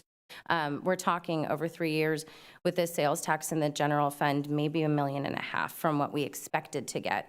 And maybe overall, less than 100,000 down actual sales tax, right? From 1 year to 2 years later, where I'm talking it was tens of millions of dollars in lost revenue. So comparatively, this is really, really small. However, and it is projected currently by our consultants as being kind of a couple-year dip and then a slow recovery. I think when it does start to recover, it will recover faster than what they're projecting. I just don't know when I would really expect to see that recovery and what's going to happen before then. And so that's why we're going to watch really, really carefully to understand and be able to predict the impacts as best we can. Thank you. Well, it appears that the changes are relatively modest in comparison. I do look forward to, you said it is May and June, correct, that we'll be returning here to talk about the 2-year? Yeah, we'll have a workshop most likely in May and ask you to adopt the midterm, whatever our proposals are in June. Excellent. Okay. Any further questions from the council? Mr. City Attorney, is it fair to assume that the council is charged with taking a vote at this juncture? You need an action on this? Yes. Okay, thank you. With that, I'll entertain a motion. Early moves. Second. That would be the item is moved by Councilmember Early and seconded by Councilmember Alcala. With that, Madam Clerk, can you please take roll? Councilmember Sulpicio Hull. Aye. Councilmember Early. Aye. Councilmember Alcala. Aye. Mayor Pro Tem Orozco. Aye. Thank you, Roberta. I appreciate the presentation. At this juncture, we're going to go ahead and move to council communications. Are there any council members that have any reports or other communications? We do. Councilmember Sulpicio Hall. Thank you, Mayor Pro. So, can you hear me okay? Yes. Okay, great. So on January 11th, the Yolo County Executive Commission to address homelessness met. I'd like to thank Mark Sawyer from our community outreach and support team for attending. He will continue to attend those meetings with me. Several things to update. Our point in time count is coming up on January 24th. So our community outreach and support team, along with a group of volunteers, will be doing that count. The county updated on our plan to address homelessness and some of the markers of success. And one of the things I thought was really interesting is they're going to use GIS technology to map services, so that when folks who are working with our in-house community are looking for resources, they can use the map locally to figure out the closest way, if it's housing, if it's support services. And so the use of technology to better streamline the programs and services is being implemented. One of the takeaways from the update that I thought was really interesting is the number of community members who are unhoused, who had financial assistance, but we didn't have, and I say we, countywide, we didn't have a room available to them. And it was just a reminder in that meeting how important it is for us to build more permanent supportive housing and continue the work that we're doing in West Sacramento. And then let's hope the rest of the county follows suit as well. Let's see, we were able to assign $1.1 million to the Homeless Hub Initiative, which supplies intensive case management to severe health conditions, which is a program that we work closely with in West Sacramento. And what was also very exciting is we were able to allocate $140,000 to emergency needs and direct client services. And this is money that our cities, and West Sacramento is included in this, can call on and receive actual cash to support those who need direct financial assistance. So in 2023, it was 6 families needed security deposits and first month's rent to move into permanent supportive housing. 73 families were provided financial assistance with motel stays, and 12 families were provided financial assistance for other needs to remain in their home: utility payments, house cleanup, dog training, and food. So very happy that the commission has that funding to be able to provide, and that West Sacramento is actively engaged in utilizing that to make sure that we keep our folks housed. And then finally, 5 funding is coming through, and it's going to be focused on permanent supportive housing. And so I've chatted with the city manager about that to make sure that the connections are happening, so that any of that county money that comes in, that we are ready for it, if it supports any of the projects that we have in the pipeline. And that is my update. Thank you, Councilmember Sulpicio Hall. Councilmember Akal? Actually, both of my meetings were canceled last month, so I have no report. Excellent. Thank you so much. Councilmember Early?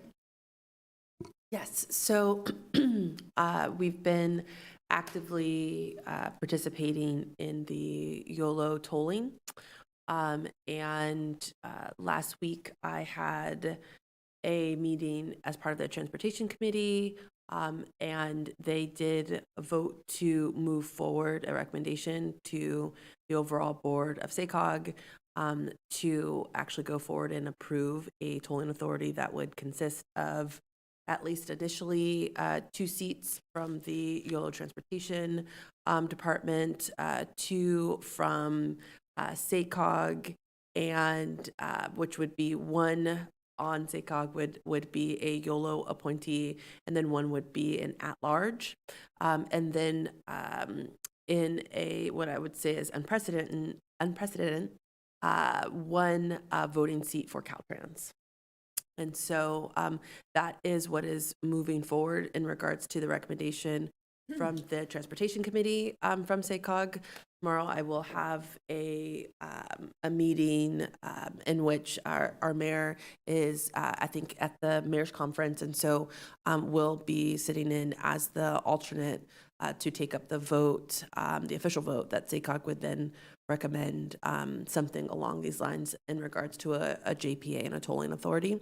What that means is our project in regards to, again, YTD is 1 step closer to moving forward and potentially having tolling lanes. This obviously impacts West Sacramento, both our businesses, our residences, everyone, because in addition to the tolling lane that would potentially expand and add additional lanes, both going eastbound and westbound through, again, our fair city.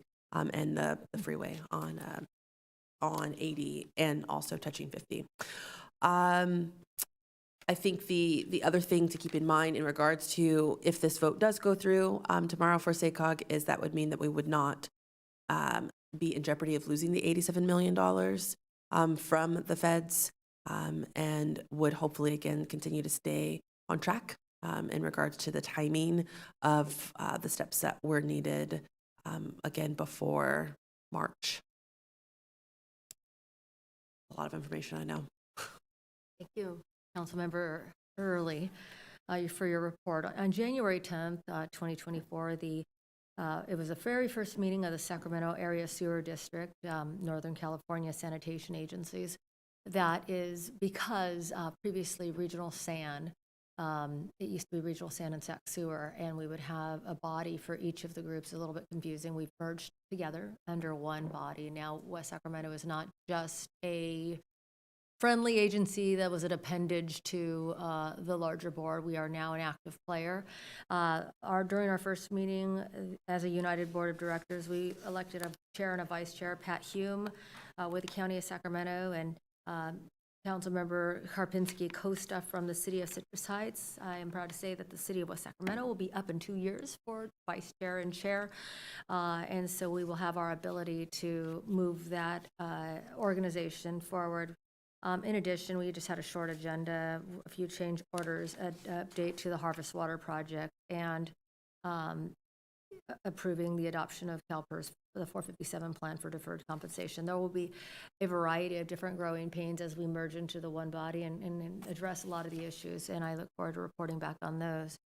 Other than that, moving on to, we are going to go ahead and move forward past council appointments. Is that fair, Mr. City Manager? And that is because our mayor is not here to assist in making the appointments, so we're going to go ahead and defer that to the next meeting. February 21st. Excellent. Thank you very much. And final items are council calendar. Hey, good evening. A couple of things coming up in the next week. On Saturday, the police department is having their annual awards at 5 o'clock in the Galleria. And then next Wednesday is the Bright Park Master Plan implementation public meeting from 5 to 7, and that's going to be at Riverbank Elementary. Thank you. Thank you so much. City Manager report. No report tonight, thank you. Thank you. Mr. City Manager, welcome back, by the way. Thank you for that. I'm proud to report that staff really did carry a lot of weight and did so seamlessly, and we're filling some big shoes during your brief absence, and you should be very proud of the team that you've developed. They did, and thank you. Thanks for that. City Attorney report. Nothing to report. Thank you, sir. Staff direction from council members. Seeing none, future agenda items requested by council. Seeing none, I'll entertain a motion to adjourn. Early moves. That it would be, I don't want to say a movement, but Councilmember Early moved the item. I had a movement. A boo-boo, a doobie, and a movement. And seconded by Councilmember Sulpicio Hull. Yes. Thank you. Madam Clerk, could you please take roll? Councilmember Sulpicio Hull. Aye. Councilmember Early. Aye. Councilmember Alcala. Aye. Mayor Pro Tem Orozco. Aye, and we are adjourned.